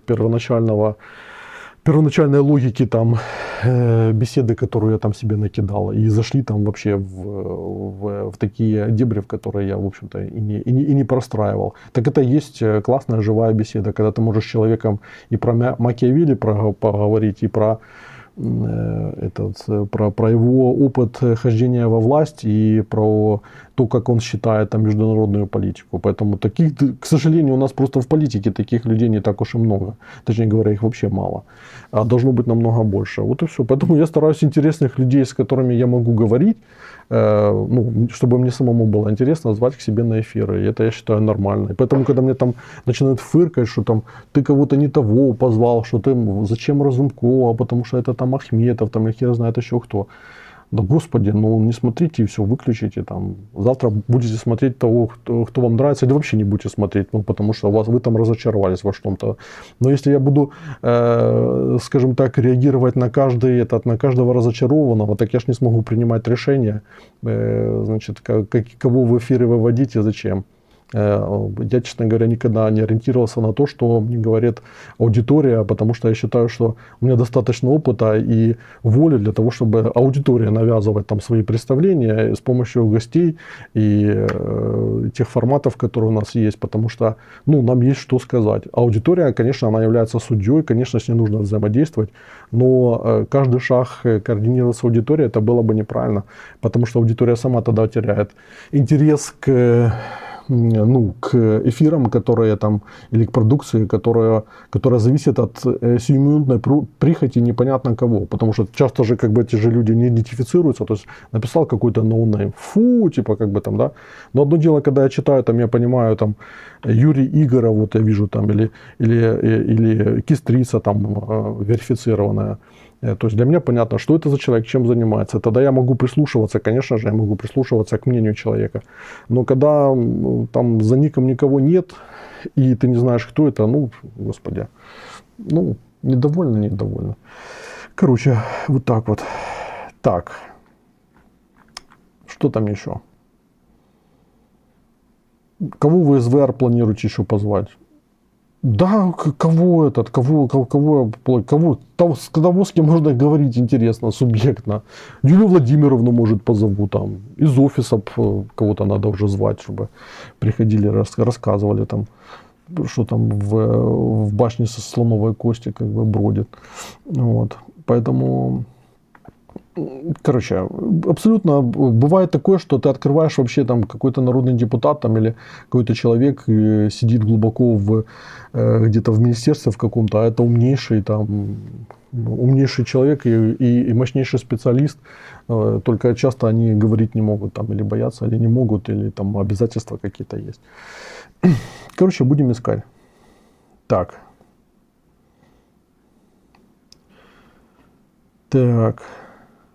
С безуглою був би фурор, да, думаете? Ну, значит, надо выходить на безугло и делать фурор. Так.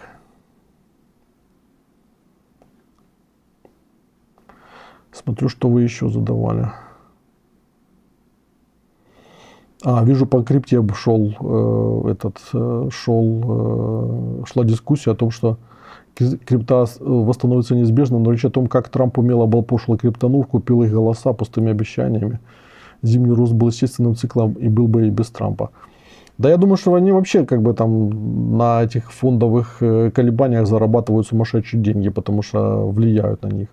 И это и крипты касается, и колебаний фондового рынка, потому что если ты создаешь страх, то значит ты создаешь мотивацию, а если ты создаешь мотивацию, то ты управляешь. Вот и все.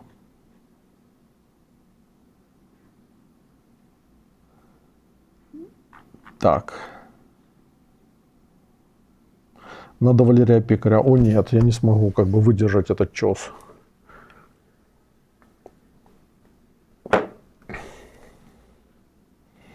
ФБ очень интересно, пишет Евгений Юрьев. Кстати, надо бы... У нас когда-то был с ним контакт, и мы даже эфир, по-моему, делали в Михайловском клубе. Да, он очень интересный.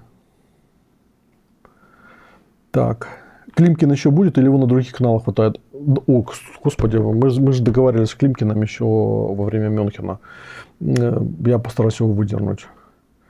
Так, было бы интересно послушать дискуссию с Залужным. Я думаю, что в контексте выборов многие здесь появятся.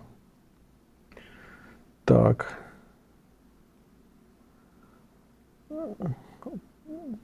По Пастухову не добрался. Вот честно, не добрался до Пастухова, ничего не было. По Юрьеву постараюсь дернуть с Авраматом списывались. В принципе, тоже договаривались, там у него другой часовой пояс, но мы договаривались о том, что будем делать. Когда будет стрим про Афганистан и Узбекистан с туристом, поговорю сегодня, кстати, я вчера думал о том, что надо будет и дальше продолжить линию, потому что мне Йемен, например, интересен. Но Узбекистан, он обещал, как бы вот первый эфир следующий будет как раз по Узбекистану. Радиоволна пишет. Если предложить, что сложность организации не только в контексте государства, например, в контексте семьи, как может выглядеть семья со сложным уровнем организации, на ваш взгляд? Да как моя. У меня сложно организованная семья. Вот, и я, в общем-то, всегда старался ее усложнять, и это требует как бы там постоянная работа. Что такое семья? Это постоянная системная работа, когда ты должен понимать, что в головах у твоих домочадцев, выстраивать коммуникацию соответствующим образом, работать с мотивациями, вот, смотреть, чтобы был прогресс.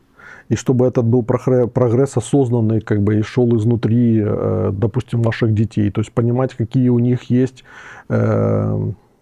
какие у них есть органичные устремления, и развивать их в соответствии с этими устремлениями. Потому что если, ну вот я, например, противник того, чтобы, как многие родители, там, дать, навалить на ребенка кучу нагрузки для того, чтобы реализовать нереализованные родителями какие-то задачи, которые они там себе в детстве там, или в юности ставили, а сами их не достигли, зато на своих детях потом отыгрываются. В результате этот ребенок бежит на 10 кружков с высолопленным языком, абсолютно отсутствующим интересом к жизни, потому что он просто устал, и у него нет детства. Вот, поэтому, ну, как бы, надо просто изучать все, изучать своих детей, изучать своих домочадцев, изучать своих родственников, своих сотрудников. Да все вокруг нужно изучать, для того, чтобы лучше понимать и разбираться. Вот. Сложно организованная семья – это полиамория. Это может быть один из вариантов сложно организованной семьи. Почему нет? Для кого-то это вполне нормальный как бы формат. Так. Егор, как вы в Украине не разочаровались? Я уже давно не верю, что ничего хорошего не будет. Смотрите, нужно не очаровываться, просто вот смотреть с пониманием того, какие люди вас окружают, и не ждать от них большего, чем вы там себе нафантазировали. И вот когда вы тогда начинаете на них таким образом смотреть, то у вас и разочарования нет, потому что, ну, вы понимаете, что этот выше головы не прыгнет, это вот такая, как бы там, а вот это гений там. И старайтесь окружать себя интересными людьми, которые будут вас развивать и усложнять. Вот почему мне Чедолума интересен. Потому что я с ним развиваюсь. Вот. Или Дацюк. Вот я на Дацюка начал ходить в 2004 году. Я же в ужасе был сначала, когда слушал, что он говорил. У меня волосы дыбом становились. Я думал, господи, не дай бог он сейчас спросит, что я понял, потому что я ничего не понял, то, что он говорил. А потом оказалось, что Дацюк тоже какие-то вещи не понимает. Вот, интересуется живо у меня там по международке там, или по мировой экономике там, и так далее. И в общем-то, ты обогащаешься от коммуникации с человеком, который гениален. Вот, поэтому я вам всем желаю иметь как можно больше развитых, интересных и умных людей в своем окружении, и тогда вы будете принимать правильное решение. Возможно, а возможно и нет, потому что ум не всегда дает возможность принимать правильные решения, но, скажем так, дает возможность принимать больше правильных решений, если вы ум используете по назначению. Так.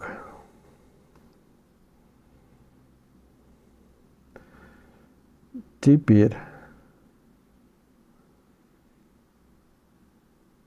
Может пригласите Гуриева в эфир. Там, ну, может, приглашу. Только бы дотянуться до всего до этого, потому что, честно, вот просто не хватает рук и ног, и самое главное, времени, чтобы все охватить. Татьяна Духсенко. Юрий, когда Наталья Глоба свернула не туда? Не знаю. Во всяком случае, у меня были подозрения еще на нашем том эфире, когда она у нас была в гостях, еще когда мы с Фельдманом были вместе. Вот, но сейчас, как бы, честно говоря, мне сложно это слушать и читать. То, что она пишет и говорит. Наивно думаю, что после Z будет либерализация. Не будет либерализации сейчас. Я думаю, что с либерализацией в ближайшие годы будет тяжело. Потому что мы вступили в мир автократий, страданий, значит, метаний. Вот, поэтому либерализация, наверное, будет секторальной. Так. А в чем она свернула не туда? Да в том, что, ну, как бы в какой-то фантастический мир, вот, который качается вместе с качками в глобальных и локальных новостях. Вот и все. Ну, то, что она пишет, ну, это фантазия, как бы, вот в моем понимании. Сейчас, во всяком случае. Так, это как со Стусом. То есть, понимаете, помните, Стус говорил, я тогда еще вопрос задавал, там, и не только я, что когда он говорил, что тут будет это, Швейцария, что развалятся, значит, там Штаты, Германия, Китай, все развалятся, а мы, находящиеся в зависимости от этих рынков, от порядка, который эти субъекты поддерживают на мировых коммуникациях, от их технологий и так далее, мы расцветем вдруг почему-то, вот как, я не знаю, ну, короче, як роса на сонці, да? Сгинуть наши вороженки, вот этого не все сгинуть, вот, а мы вдруг станем Швейцарией, которая будет всем интересна, которая будет все продавать вот в эти субъекты, которые развалились или которые будут находиться в мощнейшем кризисе, там, гражданские войны и все остальное, а мы будем процветать на фоне всего этого. Ну, я просто задаю вопрос, а где, ну, где логика? Ну, где логика, вот, ну, тут тоже противоречие базовое как бы между декларируемыми возможностями и тем, что на уровне логики опровергает эти декларируемые возможности. Вот так вот. Так. Что там вы еще пишете? Сейчас посмотрю на шортах.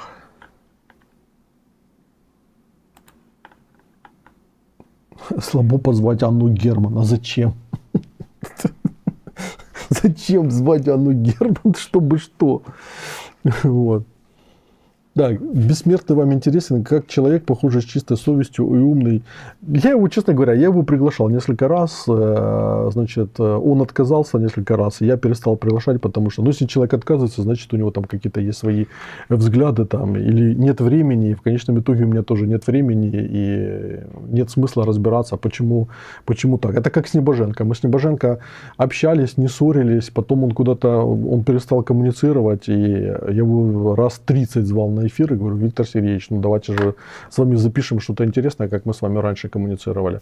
Вот, но он там по каким-то своим непонятным мне причинам, я уже не буду разбираться, как бы, потому что, ну, у всех бывают свои какие-то в жизни инсайды, какие-то прозрения, там, я не знаю, может, он проснулся с утра, и ангел там стоял над этим, над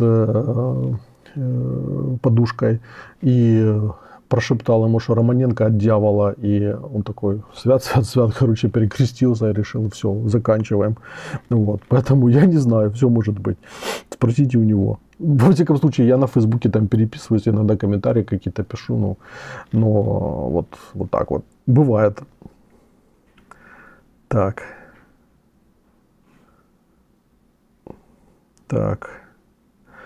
Марат Магрупов, неизвестный нам Марат Магрупов пишет: посмотрел сообщение, ничего кроме здравствуй и хвалебных от умнее ничего не нашел. Это вы о чем сейчас? А коммуникация здесь, ну, наверное, вот такая авторитарная коммуникация тоже, представляете, собрал этих педлобузников, и они тут оды поют. Давайте проведем этот опрос. Считаете ли вы себя, как это по-русски педлобузник на украинском? Так, считаете ли вы себя в этом чате льстецом, да? Льстецом. Да, нет, Слава Романенко.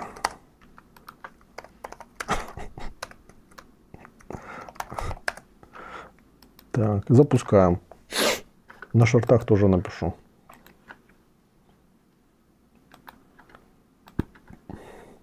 Как же нам все-таки разным объединиться? Есть ли рецепт?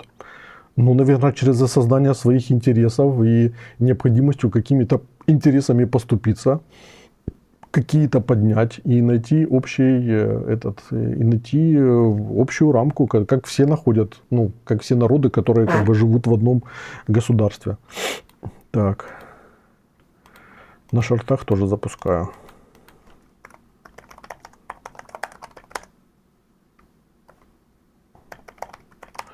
Тецом. Так. Вот на шортах Роман пишет: я такой льстец, что сижу в бане, в телеге и на основе. Ну, видите, ну вот надо не попадать в бан. Надо коммуницировать правильно. Так.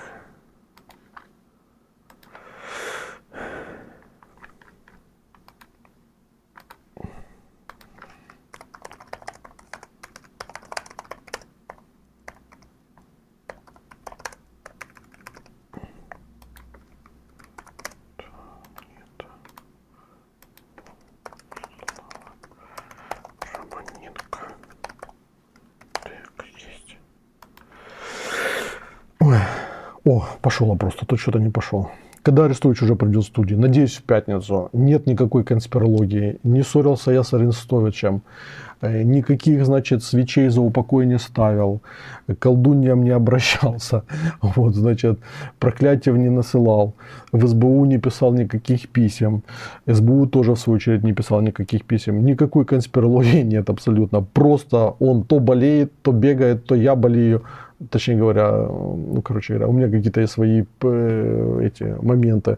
Или просто не хочется мне с ним делать интервью, потому что у меня нет этого натхнения, вот, нет полета мысли, и я не хочу делать рядовую беседу, которая напоминает 250 бесед, которые он дает как бы на разных каналах. Вот и все.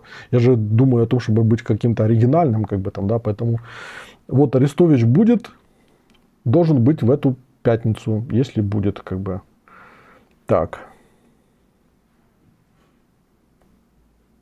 Это правда, что всем блогерам, кто будет приглашать Арестовича, будут арестовывать? Не знаю. Как бы не было такого еще, как бы угрозы ареста не было. Если будет, я скажу. Так. У вас був ефір з Форкашем. Чи не плануєте ще ефір з ним? Ефір був крутий. Ну, я думаю, что да, потому что, в принципе, как бы мне понравился, действительно был крутой эфир, глубокий. Это мы когда с Бандурой, по-моему, делали, да? По искусственному интеллекту. Так.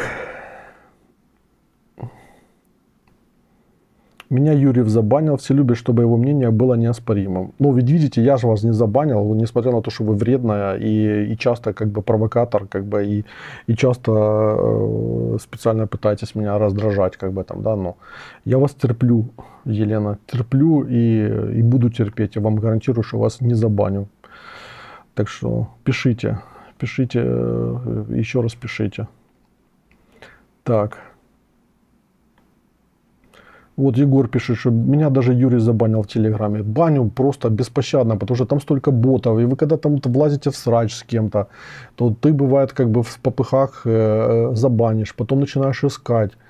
Не можешь найти, потому что в телеге тоже дурацкие как бы какие-то свои алгоритмы, хотя ты знаешь ник, вводишь это все, теряешь времени. Вот есть, он пишет сейчас, люди в 5 лет в бане были, оказывается, у нас не было никаких противоречий. Поэтому иногда мне эти как бы люди во снах приходят, стоят такими тысячами, грустно смотрят в глаза, и я в холодном поту просыпаюсь. Так. Дмитрий Лагута. Так что по миру? Конец войне? Ну, идем семимильными шагами в этом направлении. Вот. Я же уже все, по-моему, сказал в последних эфирах. Я уже не знаю, чего сказать. Меня когда-то Фельдман забанил за то, что сейчас регулярно говорят у него зеленый хомяк, и он согласно кивает. Ну, так это ж Фельдман, ну, что я сделаю? Так.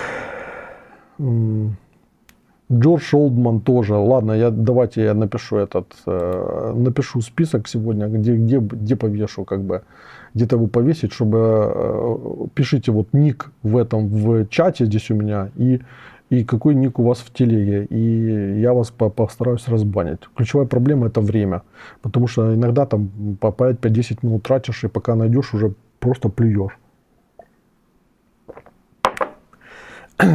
Так, Егор. Почему мы, украинцы, такие лохи?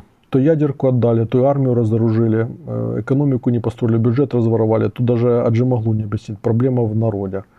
Я говорил 15 лет назад, по-моему, тоже у меня тогда был приток творчества, что есть два великих народа, которые на планете показывают, значит, всем.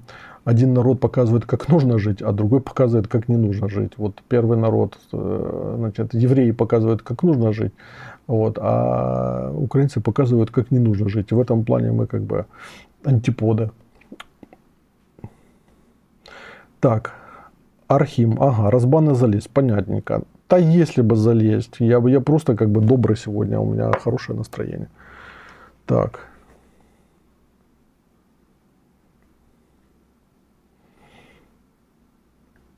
Будут ли еще эфиры с Перелыгиным? Да, конечно, будут эфиры с Перелыгиным, мы ж с ним договаривались. Будут обязательно. Я сейчас его на английский язык перевел, точнее говоря, и выставляю.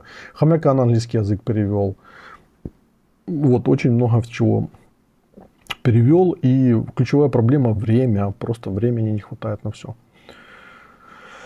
Так, теперь...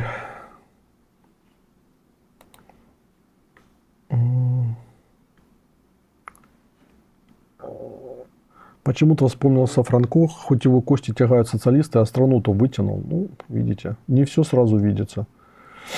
Так. Юрий в телеге банит, потому что Юрию нравится, як воно горить палая. Я в телеге баню, потому что много ботов, которые просто спамят. Эти шлюха-боты есть, русские боты есть, есть офисные боты, есть порохоботы. То есть уже как бы уже 4 категории, как бы, да. Раньше еще были медведчуковские боты, которые работали часто с сетками пороха, как бы там, да. Вот,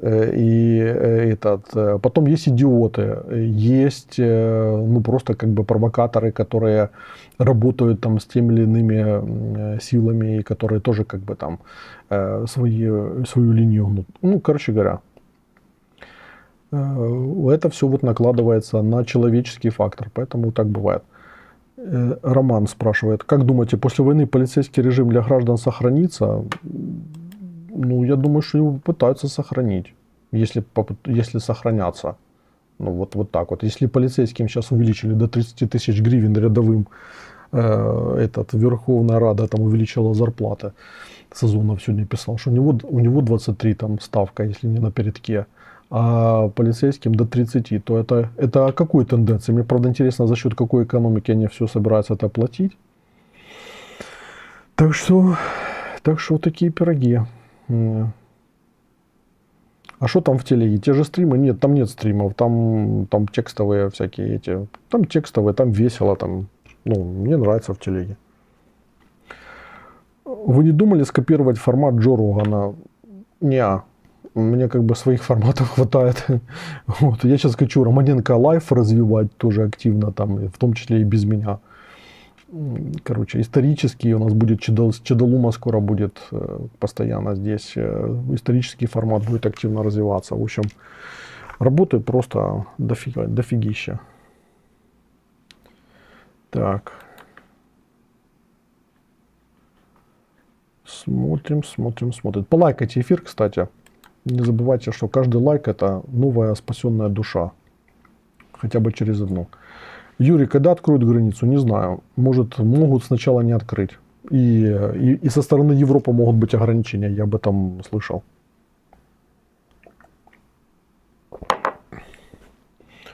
Так, футболочка. Это футболочка польская. Видите, тут Пилсудский на этом. Не потому, что я фанат Пилсудского. Потому что там надпись прикольная. Народ хороший, люди только суки. Как про нас. Мы, кстати, на Польшу очень во многих аспектах похожи. Так. Жужуна Чав в чат. Простите, кому пропустила, кому подняли. В Верховной Раде был принят там закон. В первом чтении, по-моему. Так. Егор, а можно интимный вопрос? На что вы живете? Ведь канал и так далее денег практически не приносят. С чего вы взяли? Приносят и очень даже неплохо приносят. Но и затраты тоже большие. Приносят. На эти деньги живем. Еще и налоги платим, кстати. Так. Есть случаи повторного бана после разбана. Есть случаи. И возврата из бана тоже есть случаи. Будет ли в случае длительного перемирия новый Медведчук? Ну, я уверен, что будут попытки. Какой формат будут принимать политсилы, который будет проталкивать Россия? Ну, адаптивные, они же, наверное, будут хитрожопые, как бы, и мимикрировать там под те настроения, которые есть в обществе. Ну, сколько оно приносит? Копейки же, не копейки. Ну, поверьте, у меня же достаточно большие каналы. $1000 приносят в эквиваленте. Кистриса Лайт. У меня одни затраты на каналы немалые. Леночка, вам еще просто долго идти. Это большая системная работа. Вот я начал делать в 2015 году первые видео, да. Вот. И я занялся каналом только, ну вот так вот, как я могу заниматься, только с осени 22 года. И тогда сразу все полетело, как бы, потому что это система. Но прежде чем ты к этому подошел, ну, нужно было впахивать. То есть сколько лет ушло на то, чтобы сформировать аудиторию. Там сначала маленькую, потом большая. Вот. Юра, сегодня большая облава на OnlyFans. Сейчас зовите депутатов вменяемых, пусть работают. Ничего не слышал. Ну, вопрос поднимем, думаю, потому что это позорище. Так. Юрий, вы можете назвать хоть одного украинского политика, который не был злом для Украины? Я о периоде независимости. Надо подумать. Так. А из какого? Из какой когорты? Из когорты, ну, как бы, первого ряда или второго, третьего ряда. Они же разные были. Слава Романенко, кто такой? Это мой брат.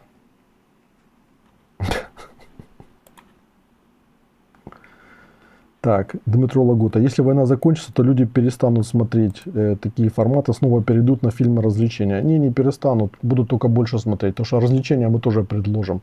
Тем более, что это же как бы как фильм, это же как сериал, постоянно разворачивается. Вы что, даже не надейтесь, что вы от нас куда-то уйдете. У меня тем более тут третья студия будет с таким видом красивым на Киев. По ночам будем работать больше. Вот что. Будет очень интересно. Так. Кистрица. Что там писал еще раз? Зависит от количества подписчиков. Господи, где оно? Я начал смотреть Романенко с 80 тысяч. Ну, не только от количества подписчиков. На самом деле, есть интересные каналы, у которых несколько тысяч подписчиков, они интересные. Ну, укусы с Алиной Гриценко, что плохой канал, отличный канал. И охваты могут быть большие на нескольких тысячах подписчиков, если правильно как бы все выстраивать. Поэтому, ну, конечно, чем больше канал, то тем проще пробиться. Так, Егор пишет. У Арестовича нет шансов на выборах? Кто вам сказал? И на каких выборах? На парламентских, приличные, да и на президентских, я думаю, тоже есть шансы. Будет Романенко плюс-плюс с мультиком, это будет другой канал. Дайте какие-то советы начинающим блогерам. Никогда не опускайте руки, не слушайте других, кто вам говорит, что у вас ничего не получится. Вот просто делайте свое дело и помните, что это система, это тамагочи. YouTube это тамагочи, если речь о YouTube. Это любая социальная сеть, это тамагочи. Ты должен просто вкалывать все время. И в конце концов оно начинает давать отдачу. А YouTube так устроен, что если ты системно с ним работаешь в долгую, то он начинает тебе со временем давать больше. Есть градации по количеству подписчиков, как включаются алгоритмы. Это тоже как бы нужно знать. Вот. Но ключевое это для начинающих блогеров это свой контент. Генерируйте свой контент. И ищите нишу свою. Ниша, ну как бы, если вы понимаете, что у вас есть ниша, и вы должны быть в ней первой, то у вас будет успех. То есть вы должны четко понимать, что вы делаете, для кого.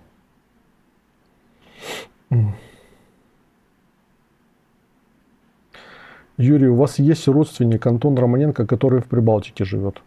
Да, это полковник разведки, мой родственник. Есть такой. Шучу. Так. Почему Украина до сих пор не вышла из Оттавской конвенции по минам, если уже Польша выходит, и страны Балтии вышли, а мы все никак? Смотрите, этот вопрос не ко мне, а к тем тормозам, которые сидят в власти и которым, ну, просто, наверное, похер, как бы, это все, вот и все. Вот, потому что, ну, это же очевидно, лежит на поверхности. Поэтому нет. Так, какая ниша ваша? Медоедская моя ниша. Видите, придумал медоедов, как бы, и в этой нише развиваюсь. Джордж Шолдман пишет, все время нужно кормить тамагочи, а затем он тебя кормит. 100%. Именно так и есть. Ира Усык. Будем смеяться на Юриных эфирах после войны от бессилия. Почему? Зачем этот? Где этот? Где вы черпаете такой пессимизм? Где брали фотокнигу Хельмута Ньютона? В Брюсселе, в Тачине, в их магазине. Там есть такой, у них огромный магазин. Я случайно в него попал, шел там по центру с женой и детьми. Мы как туда зашли, вон она сзади за мной. А у меня жена просто фанатка Хельмута Ньютона, поэтому она только увидела, и, точнее говоря, я увидел и сразу понял, что мы его возьмем. Так, вот так вот.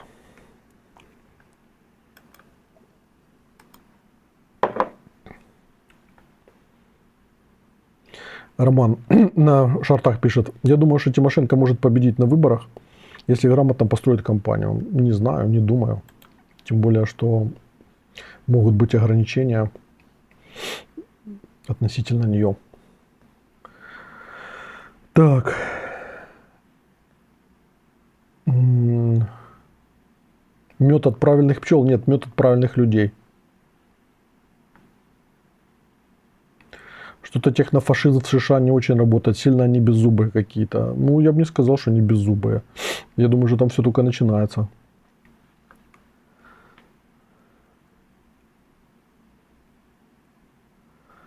Так. Самая сложная ниша Романенко – общественные темы для умных. Тортики собирают миллионные просмотры.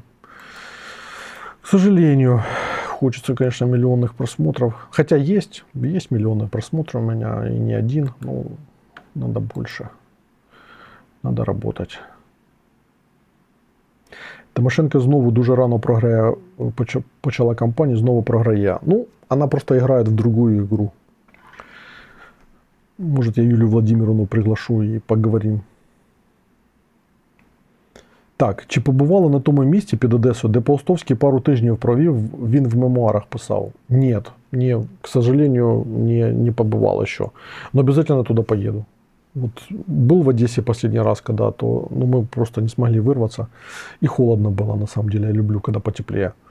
Вот. А так обязательно поеду. И поеду, более того, я поеду, вот когда будет тепло, я поеду под Белую Церковь.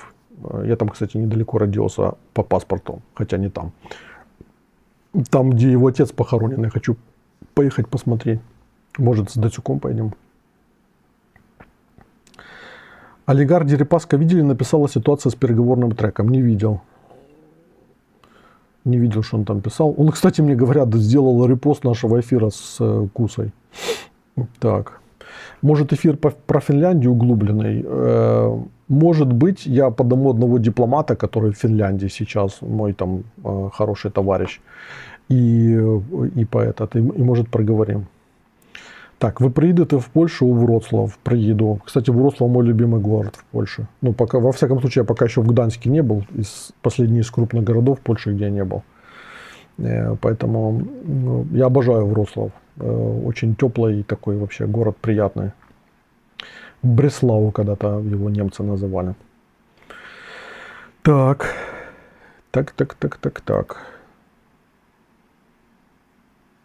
Если Зеленский влупит санкции против Тимошенко, его будут сравнивать с режимом Януковича. Думаю, что он этого не сделает. Потому что того будет требовать архитектоника переходного периода. Так. Так, Юрий, есть классная тема для контента для вас. А ну-ка. Делать дебаты между политиками, а вы будете модерировать. Ух ты, какой новый формат. Очень интересно, наверное, такого никогда не было. Я думаю, что обязательно взлетит.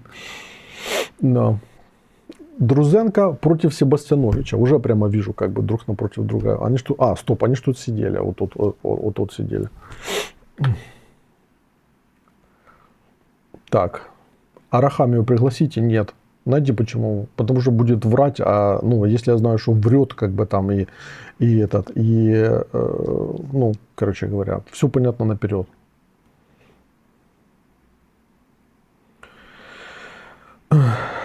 Как вы выезжаете за границу? К сожалению, редко. Очень хочется чаще. Уже скоро мы, я думаю, что будем выезжать чаще. Так. В Штеттин съездить пора. Да, тоже хороший город, интересный. И я вообще в Поморье не был. Вот на побережье Балтийского моря в Польше это мой косяк. Вот. А тут про Чехию говорят. Вот в Чехии, знаете, какой мой город мечта, куда я хочу доехать. Я никак не могу доехать. Господи. Чешский Крумлов. Во. Там такой прикольный городок, красивый. Все время, сколько в Европе был, недалеко проезжал и никак не доберусь туда. Он просто в стороне лежит от магистрали.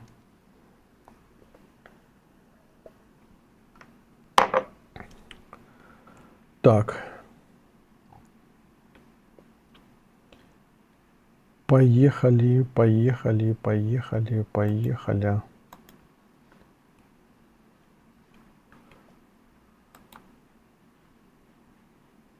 Да все, будем заканчивать уже. Ну, уже сколько? 1,5 часа?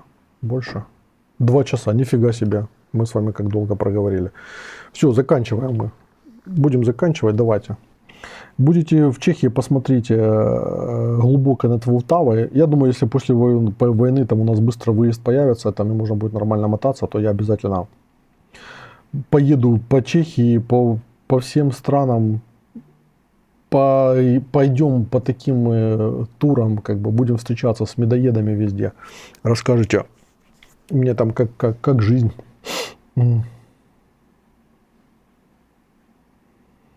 Игнат Игнатович, я не понимал, где вы, что так остро ведете стримы. Прикиньте, я в Украине. Какое влияние имеет рамочное 30-дневное перемирие на основные переговоры на постоянный мир, или это ничего не значит, и Зеленский также может в будущем упереться? Сейчас перечитаю. Какое влияние имеет рамочное 30-дневное перемирие на основные переговоры на постоянный мир? Или это, ну вы гений формулировки, конечно, или это ничего не значит, и Зеленский также может в будущем упереться. Я думаю, что, как Арестович сегодня в посту правильно написал, что на рельсы поставили вот же как бы ТАСС, и мы по этим рельсам поехали. И поэтому будет перемирие. Алина Стайловская, приезжай к нам в Калгари. Алиночка, обязательно приеду, если вас Штаты к тому моменту не оккупируют. Вот. Приеду. Канада для меня очень интересная страна. Вот такая вот, я раз только там был, и для меня она ассоциируется с соляркой, потому что в поезде дизельном, в котором я ехал на Ниагару, даже где-то, кстати, есть видео у меня на канале. Вот, пахло так соляркой, и это вообще страна ДВС и такого прошлого уклада. Ну, интересно. Так.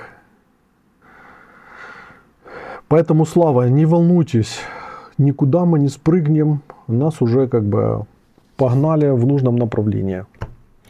Если бы мы хотели спрыгнуть, наше руководство уже бы спрыгнули. Какой последний фильм вы посмотрели, который бы зацепил? Это был не фильм, наверное. Нет, это был фильм, вру. Это был фильм с Николь Кидман, вот эта «Плохая девочка», который в кинотеатрах шел. Офигенный фильм, очень крутой. Мне очень зашел. Поэтому, а еще сериалов «Властелины воздуха», поскольку я увлекаюсь авиацией, то там очень классно показана эта судьба сотой авиагруппы, которая бомбила Германию там, и Европу. Ну, очень интересный сериал, мини-сериал на Apple. А если оккупируют, не приедете? Не знаю, может и приеду, но ну как-то как бы посмотрим. Так, Юра, подяка за моноефір, завжди доречно, відчуваю для вас справжню симпатію, ціную за неперевершене почуття гумору. А некоторые говорят, что я быдло, вот как бы вот говорят, что это не гумор, а быдлячество. Вот что с этим делать? Так, ну что там еще, давайте еще последние вопросы и пойдем. У нас может выбраться свой Петр Павел, как в Чехии. У нас может выбраться кто угодно вообще. И даже так выбраться, чтобы потом удивить и кинуть. Так, Ирина Косак. Спасибо, мне почти 60. Смотрю и слушаю вас с 18-го. Это не лезть. Есть темы, что не нравятся. Ну понятно, ну, как бы, не можешь же ты во всем нравиться. Ну, это же было бы уже совсем неправильно. Это уже значит, что вы с идеальным человеком имеете возможность общаться. Так, позовите Поздняка, что он там с интересным бизнесом. Да, интересно. Позову. Позовите Буданова. Позову Буданова, может быть. У нас должен был быть эфир несколько месяцев назад с Будановым. Ну, короче говоря, не срослось там по ряду причин. Ну, ничего, я думаю, что срастется. Так. О, люблю такие вообще умозаключения. Вы сегодня меня радуете. Разумков будет в вашей команде? Судя по эфиру, вы тестили его на ум, и сможет ли он потянуть в его президента? Так и будем будем так позиционироваться. Тестим на его президента. Приходите. Как бы. Я думаю, что завтра тут просто двери снесут от желающих, когда узнают, что после этого теста станут его президента. Так, со скольки лет начали обсуждать околополитические вопросы со своими детьми? Есть ли такое вообще?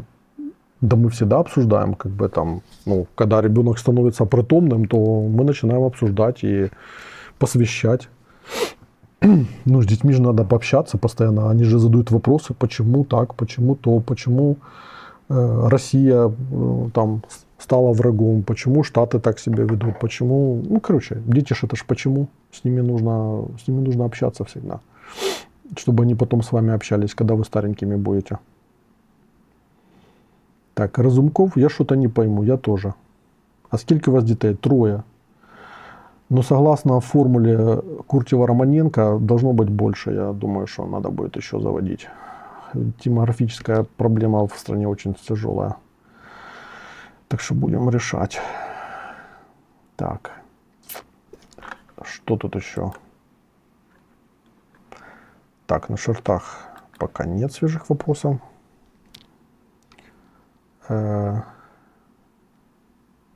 Українцям треба буде дуже багато дітей народжувати. Українцям нужно будет работать много. Прежде всего, над собой. Так, покличте Валентина Гадьонова на эфир по космосу. Он был один раз. Нет, он у меня был несколько раз. Кстати, интересный эфир о воспитании детей от Романенко. Ну, может, сделаем. Даже с женой я все зову. Давай уже выйдем уже. Ты же будешь тоже блогером. У тебя будет аудитория больше, чем у меня. Но она не хочет пока. Так, очень хочу демографический эфир. Я тоже. Меня Куртьев уже, честно говоря, достал. Куртьев, я тебя прошу, приди на эфир и давай уже расскажем, как, используя алчность женщин, мы выйдем на показатели 1 миллион детей в год через лет 7-10. Вот. Сколько нужно населения Украины согласно формуле Куртьева? 100 миллионов. 50 плюс 50. Так, позовите Анджелину Джоли. Только после Брэда Питта.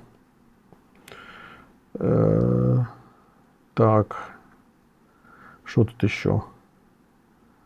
Это уже шоу Романенко. Как? Это уже шоу Романенко Найт. Фейк-кастинг на ИО. Так, только не говорите, что фейк-кастинг. Просто говорите кастинг, и пусть они бегут и поднимают нам охваты. Так, Юрий, составьте список книг, которые должен прочитать каждый медоед. На самом деле у меня этот список был на старом аккаунте в Фейсбуке. Ну, там, где 77 тысяч было подписчиков, и он такой был очень мощный, потому что там была огромная глубина просмотра. На пике было до 16 миллионов за пост. Но его убили эти гады, сметы. Поэтому надо переписывать заново. Так. Я готовлюсь критиковать, пишет Кристина. Вы всегда готовитесь критиковать. Так, по книгам вопросик интересен. Ну, я посмотрю и что-то придумаю, как бы. Потому что не все книги перед глазами, понимаете, некоторые книги забываешь. У меня некоторых книг по несколько штук есть, потому что ты их уже покупаешь, как бы там уже она у тебя есть, а ты уже забыл, что ты ее прочитал и что она у тебя есть. Ну, старость приближается, что курс на закат, что вы хотите уже. Он еще, конечно, далеко, но потихоньку подходит. Так.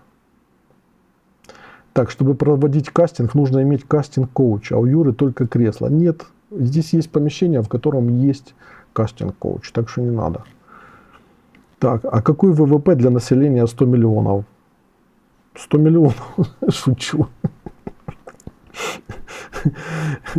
Я думаю, что будет ВВП тот, который мы заработаем. Писать можно все, что угодно. Так, потому что я же вам, если, смотрите, мы же не знаем, что будет с долларом там спустя 5 лет, или что будет с евро, или что будет с гривной. Ну, с гривной понятно, что будет. Вот, поэтому давайте сначала создадим мощное государство и мощную организацию. О, будет ли Арестович? Будет. Только он через Е пишется. Арестович. Будет Арестович. Будем мы тут сядем, как бы с Дацюком, будем вызывать дух Арестовича, и он так телепортируется сюда, вот в то кресло, в котором сидел Разумков. Прикиньте, вот это будет фокус. Так. Так. Что еще? 40 лет пишет, что еще рано, 40 лет впереди. Ну, надеюсь, что получится как-то пропетлять. Так. Каждому новорожденному по квартире чем не метод без права продажи до 18. Нет, там есть другие методы, более тонкие и более эффективно работающие. Мы все расскажем, потому что там все продумано. Так, Виктор Бужимский. Почему за пару месяцев до 30-дневного прекращения огня наши упирались? Мы бы могли иметь Курск, но не знали, какая там критическая ситуация. Еще там контрнаступы устраивали. Смотрите, я думаю, что после всего этого парламентская следственная комиссия все расскажет и все покажет. Какой торт вы с Дацюком едите чаще всего? А он сейчас торты не приносит, он приносит пирожные. Вот. Поэтому, а так пражский, какой там еще, Наполеон, пражский. Ну вот, пражский, мне нравится пражский. Так, что еще? Стоит ли сохранять в Украине памятки как концлагеря для памяти экскурсий? Конечно, я считаю, что мы все должны сохранять, и даже памятник дуракам поставить, чтобы люди знали, кто дурак и что они натворили. Так. Юрий, что будет с бизнесом после прекращения огня? Им кто-то займется всерьез? Это зависит от того, кто всерьез займется страной. Почему вы подписчиков называете медоедами и всегда приветствуете в первую очередь медоедов? Объясните, медоеды это ласкание или это стимулирование? Медоеды это позиция. Позиция субъектная, индивидуальная, независимая, системная. Вот так вот. Японская поговорка: когда корабль утонул, то все знают, как его можно было спасти. О, это точно. Кучу себя написал, как можно стимулировать рождаемость. Я думаю, что это даже писать не нужно. Это как бы все мы знаем, как стимулировать приятно и полезно рождаемость и в каких местах. Так. Сколько времени Кремль будет упираться к прекращению огня? Вы думаете, Кремль будет упираться? Я думаю, что Кремль не упирается. Кремль просто играет в театр, который у них с Трампом проговорен. И все это театр уже.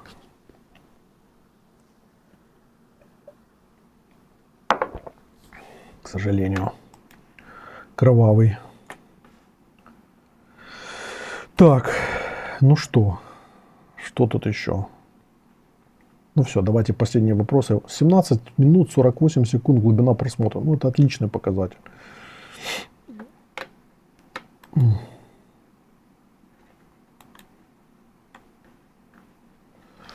Так, все, нет вопросов, нет эфиров. Обнимаем, целуем, пока.